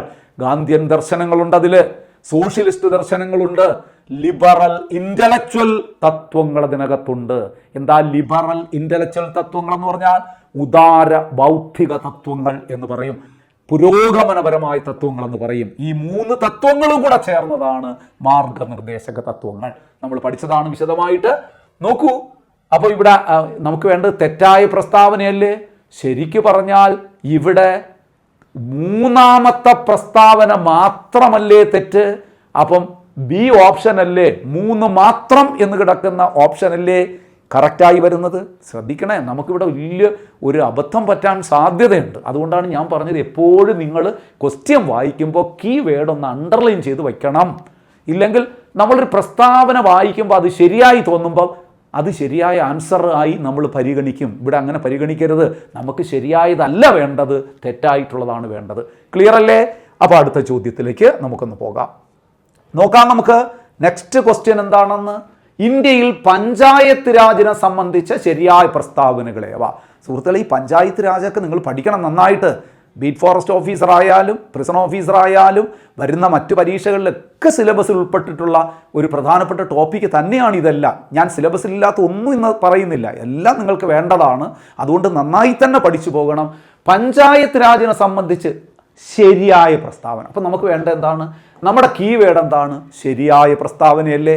അപ്പോൾ നമുക്ക് നോക്കാം. 74ാം ഭേദഗതിയിലൂടെയാണ് പഞ്ചായത്ത് രാജിന് ഭരണഘടനാ പദവി ലഭിച്ചത്. തെറ്റല്ലേ ആ പ്രസ്താവന? 73ാം ഭേദഗതിയിലൂടെ അല്ലേ പഞ്ചായത്ത് രാജിന് എന്ത് ലഭിച്ചത്? ഭരണഘടനാ പദവി ലഭിച്ചത്. പെട്ടെന്ന് നമ്മൾ തെറ്റിപ്പോവും. 73, 74 മാറിപ്പോവും. മാറരുത്. 74ാം ഭരണഘടനാ ഭേദഗതിയിലൂടെ ഭരണഘടനാ പദവി ലഭിച്ചത് ഏതിനാണ്? അത് മുനിസിപ്പാലിറ്റീസ് ആണ്, നഗരപാലികാ ബില്ലാണ് 74ാം ഭേദഗതി. 73ാം ഭേദഗതി പഞ്ചായത്ത് രാജ് ആക്ട് ആണ്. അപ്പോൾ 73ാം ഭേദഗതിയിലൂടെയാണ് പഞ്ചായത്ത് രാജിന് ഭരണഘടനാ പദവി ലഭിച്ചത്. ഇവിടെ പറഞ്ഞിരിക്കുന്നത് അങ്ങനെയല്ലാത്തത് കൊണ്ട് ആ പ്രസ്താവന തെറ്റാണ്. രണ്ടാമത്തെ നോക്കാം. ഭരണഘടനയിലെ ആർട്ടിക്കിൾ 40 പഞ്ചായത്ത് രാജിന്റെ രൂപീകരണത്തെക്കുറിച്ച് പ്രതിപാദിക്കുന്നു. വളരെ കറക്റ്റ് അല്ലേ? ഓർഗനൈസേഷൻ ഓഫ് വില്ലേജ് പഞ്ചായത്ത് അല്ലേ 40ാം വകുപ്പിൽ പറയുന്നത്. ഇന്ത്യൻ ഭരണഘടനയിലെ 40ാം വകുപ്പ് ഡയറക്റ്റീവ് പ്രിൻസിപ്പിൾസ് ഓഫ് സ്റ്റേറ്റ് പോളിസീസിൽ കിടക്കുന്നതാണ് ഇല്ലേ? മാർഗനിർദ്ദേശക തത്വങ്ങൾ ഗാന്ധിയൻ ആശയമാണത്, ഗാന്ധിയൻ തത്വമാണ്. ഗ്രാമപഞ്ചായത്തുകൾ രൂപീകരിക്കണം. 40ാം വകുപ്പ് വളരെ കറക്റ്റായ പ്രസ്താവനയാണ്. മൂന്നാമത്തെ പ്രസ്താവന നോക്കൂ. പഞ്ചായത്ത് രാജ് ദിനമായി ആചരിക്കുന്നത് ഓഗസ്റ്റ് 24. തെറ്റല്ലേ? ഈ പ്രസ്താവന തെറ്റാണ്. പഞ്ചായത്ത് രാജ് ദിനമായി ആചരിക്കുന്നത് ഏപ്രിൽ മാസം 24ാം തീയതിയല്ലേ? കാരണം 1992 73ാം ഭേദഗതി നിയമം പാസാക്കുന്നു. അതായത് പഞ്ചായത്ത് രാജ് ആക്ട്. ആ പഞ്ചായത്ത് രാജ് ആക്ട് എന്നറിയപ്പെടുന്ന 73ാം ഭേദഗതി നിലവിൽ വരുന്നത് 1994 ഏപ്രിൽ മാസം 24ാം തീയതി. അതുകൊണ്ട് ഏപ്രിൽ 24-നെയാണ് പഞ്ചായത്ത് രാജ് ഡേ, പഞ്ചായത്ത് രാജ് ദിനം എന്ന് നമ്മൾ പറയുന്നത്. തെറ്റിക്കരുത്, പഞ്ചായത്ത് രാജ് ഡേ ആണ്, അല്ലാതെ ഓഗസ്റ്റ് 24 അല്ല. അപ്പോൾ ആ പ്രസ്താവനയും തെറ്റാണ്. നാലാമത്തെ പ്രസ്താവന നോക്കൂ. ഇന്ത്യയിൽ പഞ്ചായത്ത് രാജിന്റെ പിതാവ് എന്നറിയപ്പെടുന്നത് ജവഹർലാൽ നെഹ്റുവാണ്. തെറ്റല്ലേ? നമ്മൾ അറിയാതെ എഴുതിപ്പോകും ശരിയെന്ന്. കാരണം എന്തറിയോ? പഞ്ചായത്ത് രാജ് എന്ന പദം ആദ്യമായി ഉപയോഗിച്ചത് ജവഹർലാൽ നെഹ്റുവാണ്, സംശയം വേണ്ട. എന്നാൽ ഇന്ത്യയിൽ പഞ്ചായത്ത് രാജിന്റെ പിതാവ് ബൽവന്ത് റായ് മേത്തയാണ്. ബൽവന്ത് റായ് മേത്ത. നിങ്ങൾക്ക് എല്ലാവർക്കും അറിയാം, ബൽവന്ത് റായ് മേത്തയാണ് ഇന്ത്യയിലെ പഞ്ചായത്ത് രാജിന്റെ പിതാവ് എന്നറിയപ്പെടുന്നത്. എന്തുകൊണ്ട് എന്ന് നിങ്ങൾ സ്വയം ചോദിച്ചാൽ മറ്റൊരു ചോദ്യത്തിന്റെ ഉത്തരവും കൂടി നിങ്ങൾക്ക് കിട്ടും. എന്തുകൊണ്ടാണ് ബൽവന്ത് റായ് മേത്തയെ പഞ്ചായത്ത് രാജിന്റെ പിതാവെന്ന് വിശേഷിപ്പിക്കുന്നതെന്ന് ചോദിച്ചാൽ നിങ്ങൾ പറയണം, ഇന്ത്യയിലെ ത്രിതല പഞ്ചായത്ത് സംവിധാനം രൂപീകരിക്കാൻ ശുപാർശ ചെയ്ത കമ്മിറ്റിയുടെ തലവനായിരുന്നു ബൽവന്ത് റായ് മേത്ത. അപ്പം ബൽവന്ത് റായ് മേത്ത കമ്മിറ്റിയാണ് ഇന്ത്യയിൽ പഞ്ചായത്ത് രാജ് രൂപീകരിക്കാൻ ത്രിതല പഞ്ചായത്ത് സംവിധാനം. ബൽവന്ത് റായ് മേത്ത പറഞ്ഞ ത്രിതല പഞ്ചായത്തും കൂടി മനസ്സിലൊന്ന് കണ്ടു നോക്കൂ. ഗ്രാമതലത്തിൽ ഗ്രാമപഞ്ചായത്ത്, ബ്ലോക്ക് തലത്തിൽ പഞ്ചായത്ത് സമിതി, അല്ലെങ്കിൽ നമ്മൾ അതിനെ വിളിക്കും ബ്ലോക്ക് പഞ്ചായത്ത്. ഇനി ഏറ്റവും തലപ്പത്ത് ശിലാപരിഷത്ത്, ജില്ലാ തലത്തിൽ അത് നമ്മൾ ജില്ലാ പഞ്ചായത്ത്. ഇദ്ദേഹം പറഞ്ഞത്, ബൽവന്ത് റായ് മേത്ത പറഞ്ഞത് ഗ്രാമതലത്തിൽ ഗ്രാമപഞ്ചായത്ത്, ബ്ലോക്ക് തലത്തിൽ പഞ്ചായത്ത് സമിതി, ജില്ലാ തലത്തിൽ ശിലാപരിഷത്ത്, അങ്ങനെ ത്രിതലം. അത് തന്നെയാണ് നമ്മൾ സ്ഥാപിച്ചത്. പക്ഷെ നമ്മൾ അതിനെ പറയുന്നത് ഗ്രാമതലത്തിൽ ഗ്രാമപഞ്ചായത്ത്, ബ്ലോക്ക് തലത്തിൽ ബ്ലോക്ക് പഞ്ചായത്ത്, ജില്ലാ തലത്തിൽ ജില്ലാ പഞ്ചായത്ത്. ഇങ്ങനെ ഇന്ത്യയിൽ ത്രിതല പഞ്ചായത്ത് സംവിധാനം ശുപാർശ ചെയ്യണമെന്ന്, അല്ലെങ്കിൽ ശുപാർശ ചെയ്തത്, ഇന്ത്യയിൽ ത്രിതല പഞ്ചായത്ത് സംവിധാനം രൂപീകരിക്കണമെന്ന് ശുപാർശ ചെയ്തത് ബൽവന്ത് റായ് മേത്തയാണ്. പക്ഷെ ബൽവന്ത് റായ് മേത്ത പറഞ്ഞ ഇതിലെ ഒരു പ്രധാനപ്പെട്ട ആശയം അന്ന് നാഷണൽ ഡെവലപ്മെൻറ്റ് കൗൺസിൽ സ്വീകരിച്ചില്ല. എന്താശയമാണ്? ഇന്ത്യയിലെ എല്ലാ സംസ്ഥാനത്തിലും ഏകീകൃതമായിട്ട് ത്രിതല പഞ്ചായത്ത് സംവിധാനം രൂപീകരിക്കണമെന്നാണ് ഇദ്ദേഹം ശുപാർശ ചെയ്തത്. അത് ഇമ്പോസിബിളാണ്, അത് പ്രായോഗികമായി നടക്കുന്നതല്ല. നമ്മുടെ പല ജിയോഗ്രഫിക്കൽ കണ്ടീഷൻ വെച്ച് നോക്കിയാലും പല സംസ്ഥാനങ്ങളുടെ പ്രത്യേകതകൾ ഒക്കെ എടുത്ത് നോക്കിക്കഴിഞ്ഞാൽ എല്ലായിടത്തും 3 tyre system of panchayat Raj possible അല്ല എന്ന് പറഞ്ഞുകൊണ്ട് നാഷണൽ ഡെവലപ്മെൻറ്റ് കൗൺസിൽ ഈ ബൽവന്ത് റായ് മേത്തയുടെ ആ അഭിപ്രായത്തെ തള്ളിക്കളഞ്ഞു. ത്രിതല പഞ്ചായത്ത് എന്നുള്ള അഭിപ്രായത്തെ അല്ല, അത് സ്വീകരിച്ചു. എല്ലാ സംസ്ഥാനങ്ങളിലും ഏകീകൃതമായ ഒരു ത്രിതല സംവിധാനം നടപ്പിലാക്കണമെന്ന ശുപാർശ. ഞാനിത് പറഞ്ഞു എന്തിനാണെന്നറിയുമോ? വേണമെങ്കിൽ പരീക്ഷയ്ക്ക് ചെല്ലുമ്പോൾ ഒരു ചോദ്യം വരാം. ബൽവന്ത് റായ് മേത്ത കമ്മിറ്റിയുടെ ഏത് ശുപാർശയാണ് നാഷണൽ ഡെവലപ്മെൻറ്റ് കൗൺസിൽ തള്ളിക്കളഞ്ഞത് എങ്കിൽ നിങ്ങൾ പറയണം, ഇന്ത്യയിലെ എല്ലാ സംസ്ഥാനങ്ങളിലും ഏകീകൃതമായ രീതിയിൽ ത്രിതല പഞ്ചായത്ത് സംവിധാനം രൂപീകരിക്കണമെന്ന ശുപാർശയാണ് തള്ളിക്കളഞ്ഞത്. പല സംസ്ഥാനങ്ങളും പല രീതിയിലാണ്. ഇപ്പം കേരളം, അതുപോലെ തന്നെ രാജസ്ഥാൻ, ആന്ധ്രാപ്രദേശൊക്കെ എടുത്തു നോക്കൂ, ത്രിതല സംവിധാനം തന്നെയാണ്. എന്നാൽ തമിഴ്നാട്ടിൽ ദ്വിതല സംവിധാനമാണ്, 2 ടയറാണ്. വെസ്റ്റ് ബംഗാൾ എടുത്തു നോക്കൂ, ചതുർതലമാണ്. 4 തലത്തിലുള്ള തലങ്ങളിലാണ് അവിടെ പഞ്ചായത്തുകളുള്ളത്. അങ്ങനെ വിവിധ സംസ്ഥാനങ്ങൾ, നമ്മുടെ രാജ്യത്തെ വിവിധ സംസ്ഥാനങ്ങൾ വിവിധ തലങ്ങളിലാണ് പഞ്ചായത്തുകൾക്ക് രൂപം നൽകിയത്. അപ്പോൾ അത് ഓർമ്മിച്ച് വെച്ചോളൂ. അപ്പോൾ ഇവിടെ ആൻസർ എന്താണ്? നമുക്ക് വേണ്ടത് ശരിയായ പ്രസ്താവന തന്നെയാണ്. അപ്പം 3 മാത്രം, അത്രയേ ഉള്ളൂ, വേറെ ഒന്നുമില്ല. ഒറ്റ ആർട്ടിക്കിൾ 40 മാത്രമേ ഇവിടെ ശരിയായി വരുന്നുള്ളൂ. അപ്പൊ എ ഓപ്ഷൻ തന്നെയാണ്. എ ഓപ്ഷൻ നോക്കാം. നമുക്ക് പഞ്ചായത്ത് രാജിനെ സംബന്ധിച്ച് ശരിയായ പ്രസ്താവനകൾ. ഭരണഘടനയിലെ ആർട്ടിക്കിൾ 40 പ്രകാരം പഞ്ചായത്ത് രൂപീകരിക്കപ്പെട്ടു. അപ്പോൾ ഇവിടെ 2 മാത്രം, 3 അല്ല, 2 മാത്രം. ഞാൻ ആൻസർ വരച്ചത് കറക്റ്റ് തന്നെയാണ്. എ തന്നെയാണ് ആൻസർ. എന്താണ്? 2 മാത്രം. ഞാൻ ടിക്ക് ചെയ്തതും അങ്ങനെ തന്നെയാണ്. 2 പ്രസ്താവന 2 മാത്രമാണ് ഇവിടെ ആൻസറായി വരുന്നത്. എ ഓപ്ഷൻ ആണ്. ക്ലിയറായി എന്ന് വിശ്വസിക്കുന്നു. അടുത്ത ചോദ്യത്തിലേക്ക് നമുക്കൊന്ന് നോക്കാം. അടുത്ത നോക്കൂ, ഇന്ത്യയിലെ നിലവിലെ മുഖ്യ വിവരാവകാശ കമ്മീഷൻ, ഒരു കറണ്ട് അഫയേഴ്സ് ചോദ്യമാണ്. നിങ്ങൾക്ക് എല്ലാവർക്കും അറിയാം, ഇന്ത്യയിലെ നിലവിലെ മുഖ്യ വിവരാവകാശ കമ്മീഷണർ ആരാണെന്ന് ചോദിച്ചാൽ, ഇന്ത്യയിലെ നിലവിലെ മുഖ്യ വിവരാവകാശ കമ്മീഷണറാണ്. ഇതെല്ലാം ഇന്ത്യയിലെ നിലവിലെ പല കമ്മീഷണർമാരുടെ തലവന്മാരാണെന്ന് ഓർക്കണം. അതുകൊണ്ട് തെറ്റിപ്പോകരുത്. എങ്കിൽ ഇത് 4 കൂടെ നിങ്ങൾ പഠിച്ചു വെച്ചോളൂ. ഇന്ത്യയിലെ നിലവിലെ മുഖ്യ വിവരാവകാശ കമ്മീഷണർ സി ഓപ്ഷനാണ്, ഹീരാലാൽ സമരിയ. അങ്ങനെയാണെങ്കിൽ ബാക്കി 3 പേരുടെ ആരൊക്കെയാണെന്ന് പറയാമോ? ഒരു 4 കറണ്ട് അഫയേഴ്സ് ചോദ്യം പഠിച്ചു വെച്ചോളൂ. എ ഗാനേഷ് കുമാർ ആരാണ്? ഇന്ത്യയുടെ മുഖ്യ തെരഞ്ഞെടുപ്പ് കമ്മീഷണറാണ്. ഇന്ത്യയുടെ മുഖ്യ തെരഞ്ഞെടുപ്പ് കമ്മീഷണർ, 26ാമത് തെരഞ്ഞെടുപ്പ് കമ്മീഷണറാണ്, മുഖ്യ തെരഞ്ഞെടുപ്പ് കമ്മീഷണറാണ് ഗാനേഷ് കുമാർ. ഇപ്പോൾ നിങ്ങൾക്കറിയാം, തെരഞ്ഞെടുപ്പുമായി ബന്ധപ്പെട്ട് ഒരുപാട് വിവാദങ്ങളിലൊക്കെ പെട്ട് നിൽക്കുകയാണ് തെരഞ്ഞെടുപ്പ് കമ്മീഷൻ എന്ന് പറയുന്നത്. ആ കമ്മീഷന്റെ തലവനായി നിൽക്കുന്ന ആരാണ്? ജ്ഞാനേഷ് കുമാറാണ്. അപ്പോൾ ബി ഓപ്ഷൻ ആരാണ്? Justice V Ramasubramanian. Justice V Ramasubramanian NHRCയുടെ ദേശീയ മനുഷ്യാവകാശ കമ്മീഷന്റെ നാഷണൽ ഹ്യൂമൻ റൈറ്റ്സ് കമ്മീഷന്റെ നിലവിലെ ചെയർമാൻ. ഇത് ഇലക്ഷൻ കമ്മീഷന്റെ ചീഫ് കമ്മീഷണർ ആണ് ജ്ഞാനേഷ് കുമാർ. ഹീരാലാൽ സമരിയ ഇൻഫർമേഷൻ കമ്മീഷന്റെ ചീഫ് ഇൻഫർമേഷൻ കമ്മീഷണർ. ഇനി നോക്കൂ, Kishore Makwana national commission for SC, അതായത് ദേശീയ പട്ടികജാതി കമ്മീഷന്റെ നിലവിലെ ചെയർമാനാണ് കിഷോർ മക്വാന. ഈ 4 പേരും പഠിക്കണം, പരീക്ഷയ്ക്ക് 1 മാർക്കിന് സാധ്യതയുണ്ട്. ജ്ഞാനേഷ് കുമാർ ഇന്ത്യയുടെ നിലവിലെ മുഖ്യ തെരഞ്ഞെടുപ്പ് കമ്മീഷണർ, 26ാമത് തെരഞ്ഞെടുപ്പ് കമ്മീഷണർ. ജസ്റ്റിസ് വി രാമസുബ്രഹ്മണ്യൻ ദേശീയ മനുഷ്യാവകാശ കമ്മീഷന്റെ നിലവിലെ ചെയർമാൻ. കൃത്യമായി പറഞ്ഞു കഴിഞ്ഞാൽ 9ാമത്തെ ചെയർമാൻ. ഇടയ്ക്ക് വന്ന ആക്ടിംഗ് ചെയർപേഴ്സണൊക്കെ ഒഴിവാക്കിയിട്ടാണ് പറയുന്നത്. 9ാമത്തെ ചെയർമാനാണ്. ഇനി സി എന്ന് പറയുന്നത് ഹീരാലാൽ സമരിയ. 12ാമത് ഇൻഫർമേഷൻ കമ്മീഷനാണ്. കിഷോർ മക്വാന ഇന്ത്യയിലെ നിലവിലെ പട്ടികജാതി കമ്മീഷന്റെ ചെയർമാനാണ്. ക്ലിയർ അല്ലേ? 4 പഠിച്ചു വെച്ചോളൂ, പരീക്ഷയ്ക്ക് ചോദിക്കാൻ സാധ്യതയുണ്ട്. അടുത്ത ചോദ്യത്തിലേക്ക് നമുക്കൊന്ന് കടക്കാം. ശ്രദ്ധിക്കുക, ദേശീയ മനുഷ്യാവകാശ കമ്മീഷന്റെ എക്സ് ഒഫിഷ്യോ അംഗമല്ലാത്തതാര്?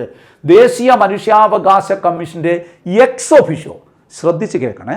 ദേശീയ മനുഷ്യാവകാശ കമ്മീഷൻ നിങ്ങൾക്കറിയാം, NHRCയുടെ നാഷണൽ ഹ്യൂമൻ റൈറ്റ്സ് കമ്മീഷനിൽ എത്ര അംഗങ്ങളുണ്ട് എന്ന് ചോദിച്ചാൽ 5 അംഗങ്ങളും 1 ചെയർമാനും. അങ്ങനെയാണ് പറയുന്നത്. 1 ചെയർമാനും 5 അംഗങ്ങളും. ഈ 5 അംഗങ്ങൾ സ്ഥിരാംഗങ്ങളാണ്. ആ അംഗങ്ങളിൽ ഒരിക്കലും ഈ അംഗങ്ങളെ ഉൾപ്പെടുത്താറില്ല. എക്സ് ഒഫിഷ്യോ അംഗങ്ങൾ എന്ന് പറയുന്നത് സ്ഥിരാംഗങ്ങളല്ല. എക്സ് ഒഫിഷ്യോ അംഗം എന്ന് പറഞ്ഞാൽ നിങ്ങൾക്കറിയാം മറ്റൊരു പദവിയിലൂടെ വരുന്ന അംഗങ്ങളാണ്. അപ്പോൾ ദേശീയ മനുഷ്യാവകാശ കമ്മീഷന്റെ എക്സ് ഒഫിഷ്യോ അംഗങ്ങൾ 7 പേരാണ് നിലവിലുള്ളത്. ശ്രദ്ധിക്കണേ, 1 ചെയർമാൻ, 5 സ്ഥിരാംഗങ്ങൾ, 7 എക്സ് ഒഫിഷ്യോ അംഗങ്ങൾ. മനസ്സിലുണ്ടാകണം. ഇത് പലപ്പോഴും അപകടം വരുന്നത് എവിടെയാണെന്ന് അറിയാമോ? നമ്മൾ എത്ര അംഗങ്ങൾ, ദേശീയ മനുഷ്യാവകാശ കമ്മീഷനിൽ എത്ര അംഗങ്ങളുണ്ടെന്ന് ചോദിക്കുമ്പോൾ ഈ 5 അംഗങ്ങളും 1 ചെയർമാനും കൂടെ ചേർത്ത് 6 എന്ന് പറയുന്ന ഒരു ശീലം നമുക്കുണ്ട്. പക്ഷെ പറയരുത്, നിങ്ങൾ ഓർക്കണം, ദേശീയ മനുഷ്യാവകാശ കമ്മീഷനിൽ എത്ര അംഗങ്ങൾ ഉണ്ടെന്ന് ചോദിച്ചാൽ 5 എന്നേ പറയാവൂ. ചെയർമാൻ ഉൾപ്പെടെ എത്ര അംഗങ്ങളുണ്ടെന്ന് ചോദിച്ചാൽ 6 എന്ന് പറയുക. എന്നിട്ട് എത്ര എക്സ് ഒഫിഷ്യോ അംഗങ്ങളുണ്ട്? 7. വാസ്തവത്തിൽ 4 എക്സ് ഒഫിഷ്യോ അംഗങ്ങളെ ഉണ്ടായിരുന്നുള്ളൂ 2019 വരെ. 2019 മനുഷ്യാവകാശ സംരക്ഷണ ഭേദഗതിയിലൂടെയാണ് 3 എക്സ് ഒഫിഷ്യോ അംഗങ്ങളെ കൂടി കൂട്ടിച്ചേർത്തുകൊണ്ട് 4ഉം 3ഉം 7ആയി മാറിയത്. അപ്പൊ അതാരൊക്കെയാണ്? എക്സ് ഒഫിഷ്യോ അംഗം അല്ലാത്തതാണ്. നോക്കാം നമുക്ക്. ദേശീയ പട്ടികജാതി കമ്മീഷൻ ചെയർപേഴ്സൺ എക്സ് ഒഫിഷ്യോ അംഗമാണ്. ദേശീയ വനിതാ കമ്മീഷൻ അധ്യക്ഷ എക്സ് ഒഫിഷ്യോ അംഗമാണ്.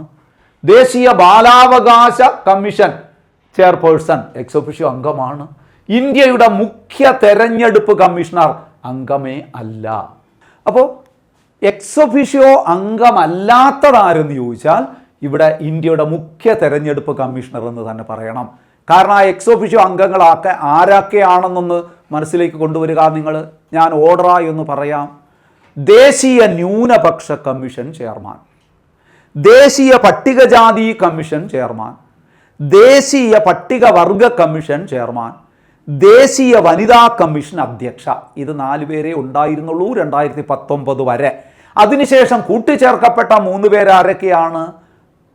ദേശീയ പിന്നാക്ക വിഭാഗ കമ്മീഷൻ ചെയർമാൻ, ദേശീയ ബാലാവകാശ സംരക്ഷണ കമ്മീഷൻ ചെയർമാൻ, ദേശീയ ഭിന്നശേഷി കമ്മീഷന്റെ മുഖ്യ കമ്മീഷണർ. കണ്ടോ, 7 പേരായി. അപ്പം പുതുതായി ഇനി നിങ്ങൾ ചെല്ലുമ്പോൾ ചിലപ്പോൾ ചോദിക്കുന്നത് ദേശീയ മനുഷ്യാവകാശ കമ്മീഷന്റെ പുതിയതായി ദേശീയ മനുഷ്യാവകാശ കമ്മീഷനിൽ പുതുതായി ഉൾപ്പെടുത്തിയ, അതല്ലെങ്കിൽ 2019 ഭേദഗതിയിലൂടെ ഉൾപ്പെടുത്തിയ എക്സ് ഒഫിഷ്യോ അംഗമാര് 3 പേരുണ്ട്. ആരൊക്കെയാണ്? ദേശീയ പിന്നാക്ക വിഭാഗ കമ്മീഷൻ ചെയർമാൻ, ദേശീയ ബാലാവകാശ സംരക്ഷണ കമ്മീഷൻ ചെയർമാൻ, ദേശീയ ഭിന്നശേഷി കമ്മീഷൻ്റെ മുഖ്യ കമ്മീഷണർ. ക്ലിയർ അല്ലേ? അപ്പം നമ്മൾ നേരത്തെ ഉണ്ടായിരുന്ന 4 പേരും പിന്നീട് കൂട്ടിച്ചേർത്ത 3 പേര് പറഞ്ഞിട്ടും ഈ പേര് പറഞ്ഞോ നമ്മൾ, ഇന്ത്യയുടെ മുഖ്യ തെരഞ്ഞെടുപ്പ് കമ്മീഷണർ. അപ്പോൾ ഇദ്ദേഹം അംഗമാണോ? അല്ല.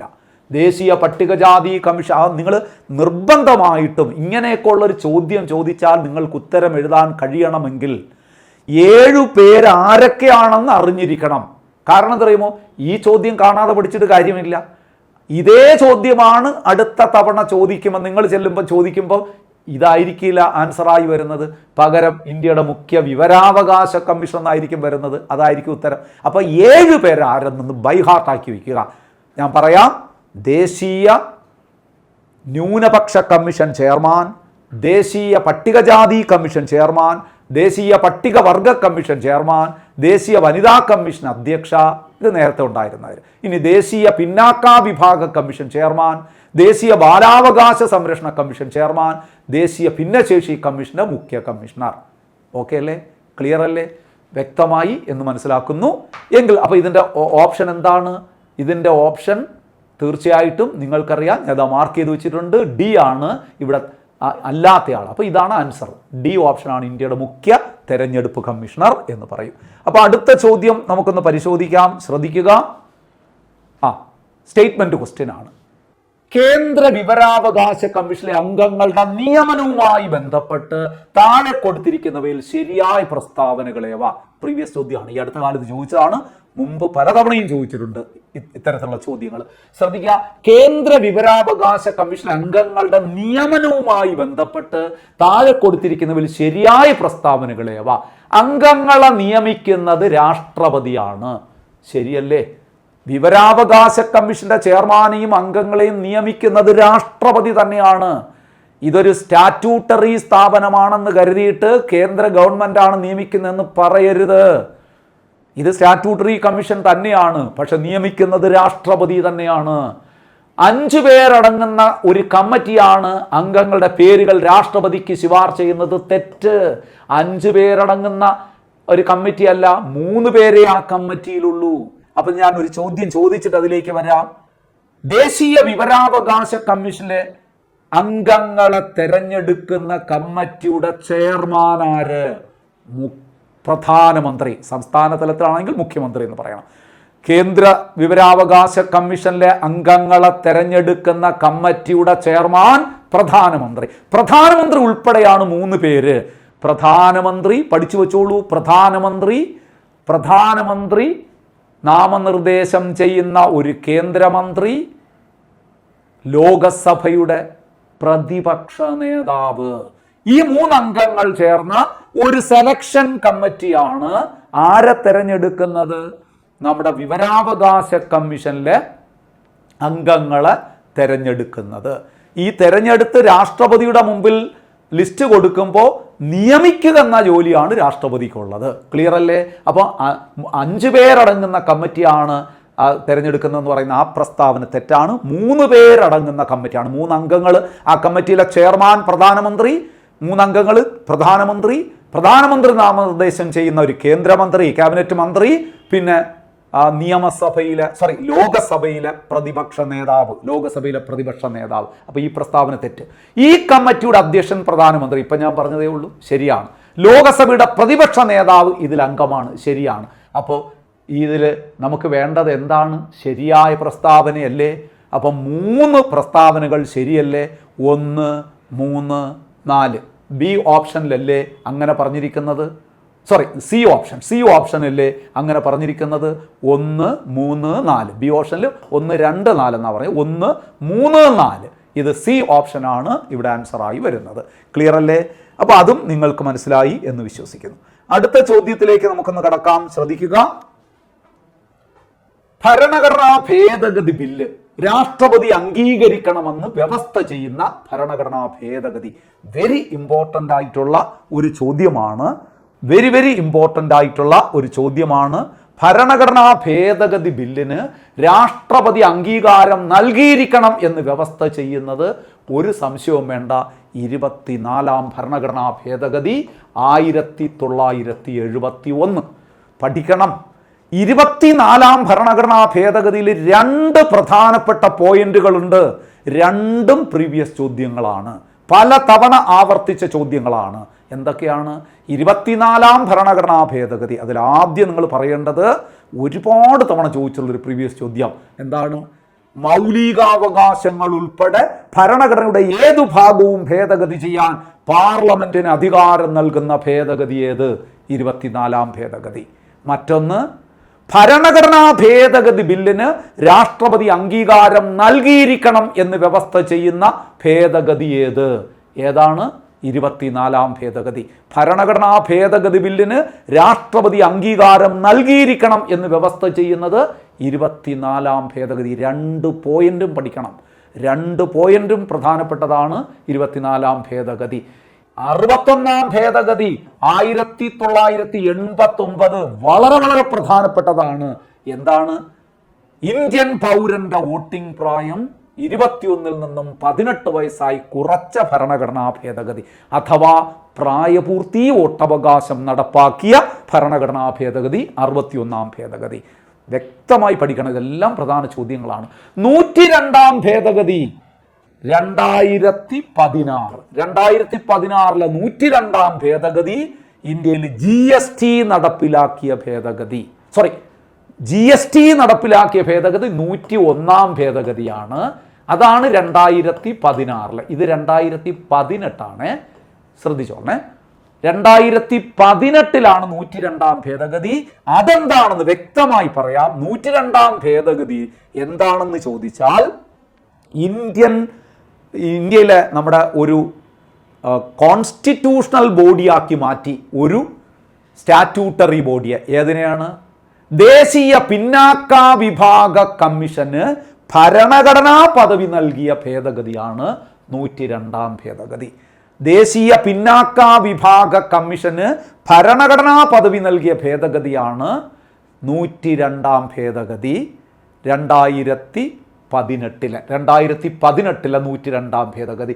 ഞാൻ നേരത്തെ പറഞ്ഞ GST നടപ്പിലാക്കിയത് 2016 101-ാം ഭരണഘടനാ ഭേദഗതിയിലൂടെയാണ്. ഗുഡ്സ് ആൻഡ് സർവീസസ് ടാക്സ്, അതുകൂടെ പഠിച്ചോളൂ. ഈ പറഞ്ഞപ്പോൾ അതുകൂടെ ഒന്ന് ഓർത്തോളൂ കേട്ടോ. അപ്പം 102-ാം ഭേദഗതി വളരെ പ്രധാനപ്പെട്ടതാണ്. അതായത് ദേശീയ പിന്നാക്ക വിഭാഗ കമ്മീഷന് ഭരണഘടനാ പദവി നൽകിയ ഭേദഗതിയാണ്. 104-ാം ഭേദഗതി 2020 എല്ലാവർക്കും അറിയാം. ലോകസഭയിലേക്ക് 2 ആംഗ്ലോ ഇന്ത്യൻ പ്രതിനിധികളെ രാഷ്ട്രപതി നാമനിർദ്ദേശം ചെയ്തിരുന്ന രീതി നിർത്തലാക്കിയ ഭേദഗതി. ലോകസഭയിലേക്ക് 2 ആംഗ്ലോ ഇന്ത്യൻ പ്രതിനിധികളെ രാഷ്ട്രപതി നാമനിർദ്ദേശം ചെയ്തിരുന്ന രീതി നിർത്തലാക്കിയ ഭേദഗതി. ഇപ്പം ഏർപ്പാടില്ല. ഇപ്പം പാർലമെന്റിലേക്ക് ആകെ നാമനിർദ്ദേശം ചെയ്യുന്ന 12 പേരേ ഉള്ളൂ. അത് രാജ്യസഭയിൽ മാത്രമാണ്. വിവിധ മേഖലകളിൽ പ്രാഗൽഭ്യം തെളിയിച്ച 12 അംഗങ്ങളെ രാഷ്ട്രപതി രാജ്യസഭയിലേക്ക് മാത്രം നാമനിർദ്ദേശം ചെയ്യുന്ന രീതിയെ ഇപ്പോഴുള്ളൂ. കലാശാസ്ത്രം, സാഹിത്യം, സാമൂഹ്യ സേവനം തുടങ്ങിയ മേഖലകളിൽ പ്രാഗൽഭ്യം തെളിയിച്ച 12 അംഗങ്ങളെ രാഷ്ട്രപതി രാജ്യസഭയിലേക്ക് നാമനിർദ്ദേശം ചെയ്യുന്നു. അത് മാത്രമേ ഉള്ളൂ കേട്ടോ. അപ്പോൾ ഇത്രയും മനസ്സിലായി. ഒന്നുകൂടി ഓർത്തോളൂ. 24-ാം ഭേദഗതിയിൽ 2 പോയിന്റുകളുണ്ട്. ഏതൊക്കെയാണ്? മൗലികാവകാശങ്ങൾ ഉൾപ്പെടെ ഭരണഘടനയുടെ ഏതു ഭാഗവും ഭേദഗതി ചെയ്യാൻ പാർലമെന്റിന് അധികാരം നൽകുന്ന ഭേദഗതി. രണ്ടാമത്തത്, ഭരണഘടനാ ഭേദഗതി ബില്ലിന് രാഷ്ട്രപതി അംഗീകാരം നൽകിയിരിക്കണം എന്ന് വ്യവസ്ഥ ചെയ്യുന്ന ഭേദഗതി. 61-ാം ഭേദഗതി ഇന്ത്യൻ പൗരൻ്റെ വോട്ടിംഗ് പ്രായം 21 നിന്നും 18 വയസ്സായി കുറച്ച ഭേദഗതി. 102-ാം ഭേദഗതി ദേശീയ പിന്നാക്ക വിഭാഗ കമ്മീഷന് ഭരണഘടനാ പദവി നൽകിയ ഭേദഗതി. 104-ാം ഭേദഗതി ലോകസഭയിലേക്ക് 2 ആംഗ്ലോ ഇന്ത്യൻ പ്രതിനിധികളെ രാഷ്ട്രപതി നാമനിർദ്ദേശം ചെയ്തിരുന്ന രീതി നിർത്തലാക്കിയ ഭേദഗതി. ക്ലിയർ അല്ലേ? അപ്പോൾ അടുത്ത ചോദ്യം എന്താണെന്ന് നമുക്ക് നോക്കാം. അടുത്ത ചോദ്യം,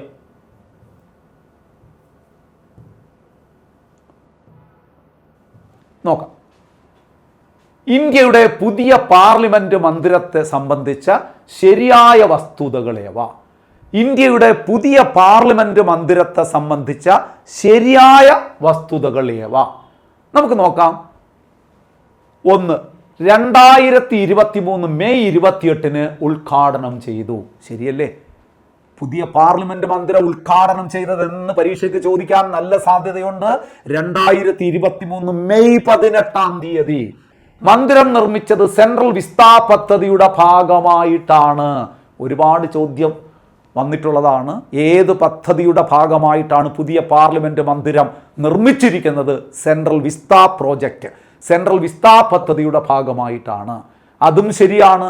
ദീർഘവൃത്താകൃതിയിലാണ് നിർമ്മിച്ചിരിക്കുന്നത്. തെറ്റ്. പുതിയ പാർലമെന്റ് മന്ദിരത്തിന്റെ ആകൃതി ത്രികോണാകൃതിയിലാണ്. മനസ്സിലാവുന്നുണ്ടല്ലോ? ത്രികോണാകൃതിയിലാണ്, അല്ലാതെ ദീർഘവൃത്താകൃതിയിലല്ല, എലിപ്റ്റിക്കൽ ഷേപ്പിലല്ല. അത് പഴയ പാർലമെന്റ് മന്ദിരത്തിന്റെ ആകൃതിയാണ്.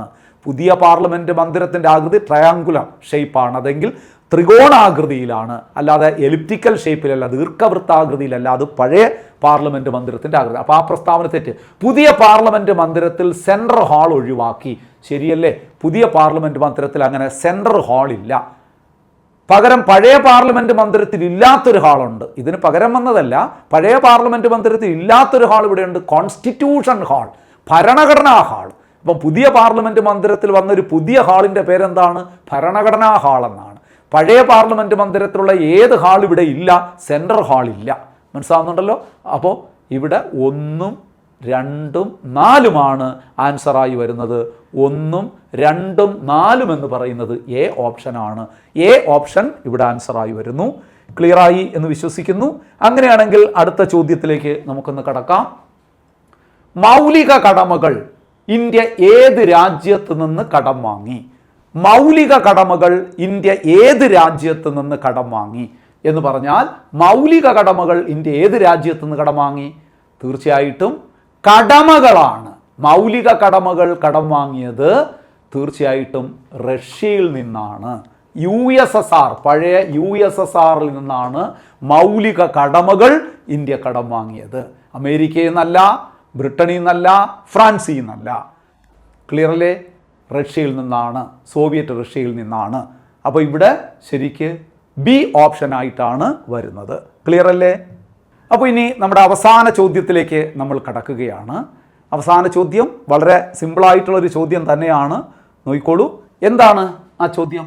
ദേശീയ വോട്ടർ ദിനം എന്നാണ്. ഇവിടെ നോക്കൂ, 4 തീയതികൾ കൊടുത്തിട്ടുണ്ട്. ദേശീയ വോട്ടർ ദിനം ഏപ്രിൽ 24 ആണോ, ഡിസംബർ 10 ആണോ, ജനുവരി 25 ആണോ, ഒക്ടോബർ 1 ആണോ? ശ്രദ്ധിക്കണേ, ഇത് ഏറ്റവും പ്രധാനപ്പെട്ട ഒരു ചോദ്യമാണെന്ന് പറയുന്നതിൻ്റെ കാരണം ഈ തന്നിരിക്കുന്ന ഓപ്ഷൻ എല്ലാം പ്രധാനപ്പെട്ടതായതുകൊണ്ടാണ് ഞാൻ പറഞ്ഞത് കേട്ടോ. ശ്രദ്ധിക്കണം. ഇതിൻ്റെ ആൻസർ നിങ്ങൾക്ക് എല്ലാവർക്കും അറിയാം, ജനുവരി 25. എന്തുകൊണ്ട്? 1950 ജാനുവരി മാസം 25-ാം തീയതിയാണ് ഇന്ത്യയിലെ തെരഞ്ഞെടുപ്പ് കമ്മീഷൻ നിലവിൽ വന്നത്. ഇന്ത്യയുടെ തെരഞ്ഞെടുപ്പ് കമ്മീഷൻ നിലവിൽ വന്നത് 1950 ജാനുവരി 25 ആണ്. അപ്പോൾ സ്വാഭാവികമായിട്ട് ആ ജാനുവരി 25-ന് നമ്മൾ എന്തായിട്ട് കണക്കാക്കുന്നു? ദേശീയ വോട്ടർ ദിനം. യാതൊരു സംശയവുമില്ല. ഏപ്രിൽ 24 ഞാൻ നേരത്തെ നിങ്ങളോട് പറഞ്ഞതാണ്. നമ്മൾ മറ്റൊരു ചോദ്യം പറഞ്ഞപ്പോൾ പറഞ്ഞതാണ് പഞ്ചായത്ത് രാജ് ദിനമാണ്. ഇന്ത്യയിലെ പഞ്ചായത്ത് രാജ് ദിനം, അതിൻ്റെ കാര്യം എന്താണ്? 1993 ഏപ്രിൽ മാസം 24-ാം തീയതിയാണ് ഇന്ത്യയിൽ പഞ്ചായത്ത് രാജ് ആക്ട് നിലവിൽ വന്നത്. 92 ആക്ട് പാസ്സാക്കി, 93 ഏപ്രിൽ 24 നിലവിൽ വന്നു. ആ ഏപ്രിൽ 24 പഞ്ചായത്ത് രാജ് ദിനം എന്ന് നമ്മൾ വിളിക്കുന്നു. ഇനിയാണ് നിങ്ങൾ ഏറ്റവും കൂടുതൽ ശ്രദ്ധിക്കേണ്ട 2 ഇൻ്റർനാഷണൽ ഡേ ആണ് ഇതാ കിടക്കുന്നത്. ഇത് രണ്ടും നമ്മൾ ദേശീയവുമായി ബന്ധപ്പെട്ട് പറഞ്ഞതാണ്. 2 അന്താരാഷ്ട്ര ദിനങ്ങൾ ഇതാ കിടക്കുകയാണ്. ഒന്ന് ഡിസംബർ 10. ഡിസംബർ 10 മനുഷ്യാവകാശ ദിനം. എന്തുകൊണ്ട്? 1948 ഡിസംബർ 10-ാം തീയതിയാണ് സാർവത്രിക മനുഷ്യാവകാശ പ്രഖ്യാപനം നടന്നത്. Universal declaration of human rights, UDHR എന്നൊക്കെ നിങ്ങൾ കേട്ടിട്ടുണ്ട്. സാർവത്രിക മനുഷ്യാവകാശ പ്രഖ്യാപനം 1948 ഡിസംബർ 10-ാം തീയതി ഐക്യരാഷ്ട്രസഭയുടെ പൊതുസഭ ഫ്രാൻസിൻ്റെ തലസ്ഥാനമായ പാരീസിൽ വച്ച് സാർവത്രിക മനുഷ്യാവകാശ പ്രഖ്യാപനം നടത്തി. ക്ലിയർ അല്ലേ? അതുകൊണ്ട് ഡിസംബർ 10 മനുഷ്യാവകാശ ദിനം. ഇവിടെ നിങ്ങൾ ഒരു കാര്യം കൂടെ ഓർക്കണം. നമ്മൾ ഈ അന്താരാഷ്ട്ര ദിനം ആചരിക്കുമ്പോൾ ഓരോ വർഷവും ആ ദിനത്തിനൊരു പ്രമേയമുണ്ടാവും. കറണ്ട് അഫയേഴ്സ് ചോദ്യമാണ്. എൻ്റെ ചോദ്യം എന്താ വരുന്നു, ശ്രദ്ധിക്കുക. 2025 അതായത് ഈ വർഷത്തെ മനുഷ്യാവകാശ ദിന പ്രമേയമെന്ത്? 2025 ഡിസംബർ 10 പ്രമേയമെന്ത്? കഴിഞ്ഞ വർഷങ്ങളിൽ നടന്ന PSC പരീക്ഷകളിലൊക്കെ ഒരുപാട് ചോദ്യപേപ്പറിൽ ചോദിച്ചൊരു ചോദ്യമുണ്ട്. 2024 മനുഷ്യാവകാശ ദിന പ്രമേയം. കാരണം 25 പ്രഖ്യാപിച്ചിട്ടില്ലായിരുന്നു. അപ്പോൾ ഈ അടുത്ത കാലത്താണ് 25, ഡിസംബർ 10 ഡിസംബർ 10 അപ്പോൾ അത് ഈ അടുത്ത സമയത്താണ് പ്രഖ്യാപിച്ചത്. അതുകൊണ്ട് ഇനിയുള്ള പരീക്ഷകളിൽ കുറച്ചു കാലം അത് ചോദിക്കും. അപ്പോൾ നിങ്ങൾ എന്ത് പറയും? ഹ്യൂമൻ റൈറ്റ്സ് എവരിഡേ എസൻഷ്യൽ, അവർ എവരിഡേ എസൻഷ്യൽ, ഹ്യൂമൻ റൈറ്റ്സ് അവർ എവരിഡേ എസൻഷ്യൽ. പച്ച മലയാളത്തിൽ പറഞ്ഞ മനുഷ്യാവകാശങ്ങൾ നമ്മുടെ ദൈനംദിന ആവശ്യകത. മൗലികാവകാശങ്ങൾ നമ്മുടെ ദൈനംദിന ആവശ്യകതകൾ എന്നാണ് 2025 മനുഷ്യാവകാശങ്ങൾ നമ്മുടെ ദൈനംദിന ആവശ്യകതകൾ എന്നാണ് 2025 മനുഷ്യാവകാശ പ്രമേയം. ഞാൻ ഒന്നുകൂടെ പറയാം. എന്താണ്? ഹ്യൂമൻ റൈറ്റ്സ് അവർ എവരിഡേ എസൻഷ്യൽ. ഹ്യൂമൻ റൈറ്റ്സ് അവർ എവരിഡേ എസൻഷ്യൽ എന്ന് പറഞ്ഞാൽ മനുഷ്യാവകാശങ്ങൾ നമ്മുടെ ദൈനംദിന ആവശ്യകതകൾ. പഠിച്ചു വയ്ക്കുക. 2024 മനുഷ്യാവകാശ പ്രമേയം സ്ഥിരമായി ചോദിച്ചിട്ടുണ്ടായിരുന്നു. Our rights, our future, rights now. ഓർമ്മയുണ്ടോ നമ്മൾ പഠിച്ചത്? നമ്മുടെ അവകാശങ്ങൾ, നമ്മുടെ ഭാവി ഇപ്പോൾ തന്നെ. ഇനി അത് ചോദിക്കാൻ സാധ്യത കുറവാണ്. ഇനി 25 ചോദിക്കുന്നത് മനുഷ്യാവകാശങ്ങൾ നമ്മുടെ ദൈനംദിന ആവശ്യകതകൾ. ഹ്യൂമൻ റൈറ്റ്സ് അവർ എവരിഡേ എസൻഷ്യൽസ്. ക്ലിയർ അല്ലേ? എങ്കിൽ ഇങ്ങോട്ടേക്ക് വരിക. ഇതൊരു അന്താരാഷ്ട്ര ദിനമാണ്. ഒക്ടോബർ 1 അന്താരാഷ്ട്ര വയോജന ദിനം. അന്താരാഷ്ട്ര വയോജന ദിനമാണ് ഒക്ടോബർ 1. അപ്പോൾ 2025 ഈ വർഷത്തെ വയോജന ദിന പ്രമേയമെന്ത്? ഇത് രണ്ടും പഠിച്ചു വയ്ക്കൂ നിങ്ങൾ. ഈ വർഷത്തെ വയോജന ദിന പ്രമേയം എന്താണ്? അതായത് ശരിക്ക് empower elderly voices for future അല്ലെങ്കിൽ ഇൻക്ലൂസീവ് ഫ്യൂച്ചർ. എന്താണ്? Empower elderly voices for inclusive future. പങ്കാളിത്ത ഭാവിക്കായി വയോജനങ്ങളുടെ ശബ്ദങ്ങളെ ശാക്തീകരിക്കുക. നോട്ട് ചെയ്ത് പഠിക്കണം. എന്താണ്? പങ്കാളിത്ത ഭാവിക്കായി വയോജനങ്ങളുടെ ശബ്ദങ്ങളെ ശാക്തീകരിക്കുക. ഇതാണ് 2025 വയോജന പ്രമേയം. നിങ്ങൾ ഇത് രണ്ടിൻ്റെയും ഇപ്പോഴത്തെ പ്രമേയം ഒന്ന് പഠിച്ചു വെച്ചാൽ 1 മാർക്കിന് സാധ്യതയുണ്ട്. ഞാൻ ഒന്നുകൂടെ പറയാം. ഡിസംബർ 10 ഈ വർഷത്തെ 2025 മനുഷ്യാവകാശ ദിന പ്രമേയം എന്താണ്? 2025 ഇംഗ്ലീഷ് പറഞ്ഞാൽ ഹ്യൂമൻ റൈറ്റ്സ് അവർ എവരിഡേ എസൻഷ്യൽ. മനുഷ്യാവകാശങ്ങൾ നമ്മുടെ ദൈനംദിന ആവശ്യകതകൾ. അതാണ് പ്രമേയം. എന്നാൽ ഒക്ടോബർ 1 2025 പ്രമേയം എന്താണ്? Empower elderly voice four inclusive future. പങ്കാളിത്ത ഭാവിക്കായി വയോജനങ്ങളുടെ ശബ്ദങ്ങളെ ശാക്തീകരിക്കുക. വളരെ പ്രധാനപ്പെട്ട 2 കറണ്ട് അഫയേഴ്സ് ചോദ്യങ്ങളാണ്. നിർബന്ധമായി നിങ്ങൾ പഠിച്ചു വയ്ക്കും എന്ന വിശ്വാസത്തോടുകൂടി ഇന്നത്തെ ക്ലാസ് ഞാൻ വൈൻഡപ്പ് ചെയ്യുകയാണ്. സുഹൃത്തുക്കളെ, മൈ മെൻറ്റർ PSCയുടെ ക്ലാസ്സുകൾ നിങ്ങൾ നിരന്തരമായി കാണുക. നിങ്ങൾക്ക് യൂട്യൂബിൽ ഫ്രീ ആയിട്ട് അവൈലബിൾ ആയിട്ടുള്ള കുറേ റിവിഷൻ ക്ലാസ്സുകൾ നമ്മൾ നൽകിയിട്ടുണ്ട്. അതിൻ്റെ ലിങ്കൊക്കെ നിങ്ങൾക്ക് അവൈലബിൾ ആണ്. തീർച്ചയായിട്ടും പരീക്ഷയ്ക്ക് പോകുന്ന ഒരാൾ ആ ലിങ്ക് ഉപയോഗപ്പെടുത്തി ഈ ക്ലാസ്സുകൾ കണ്ടുകൊണ്ട് മുന്നോട്ട് പോയി കഴിഞ്ഞാൽ തീർച്ചയായിട്ടും നിങ്ങൾക്ക് ഏറെ ഗുണകരമാകും എന്ന കാര്യത്തിൽ സംശയമില്ല. അപ്പോൾ എല്ലാവരും അത് ചെയ്യണം എന്ന് ഓർമ്മിപ്പിച്ചുകൊണ്ട് ഇന്നത്തെ ക്ലാസ് കണ്ടുകൊണ്ടിരുന്ന എല്ലാവർക്കും ഒരുപാട് വിജയങ്ങൾ ഉണ്ടാകട്ടെ എന്ന് പ്രാർത്ഥിച്ചുകൊണ്ട് ഇന്നത്തെ ക്ലാസ് ഞാനിവിടെ വൈൻഡപ്പ് ചെയ്യുന്നു. Thank you so much. Good bye.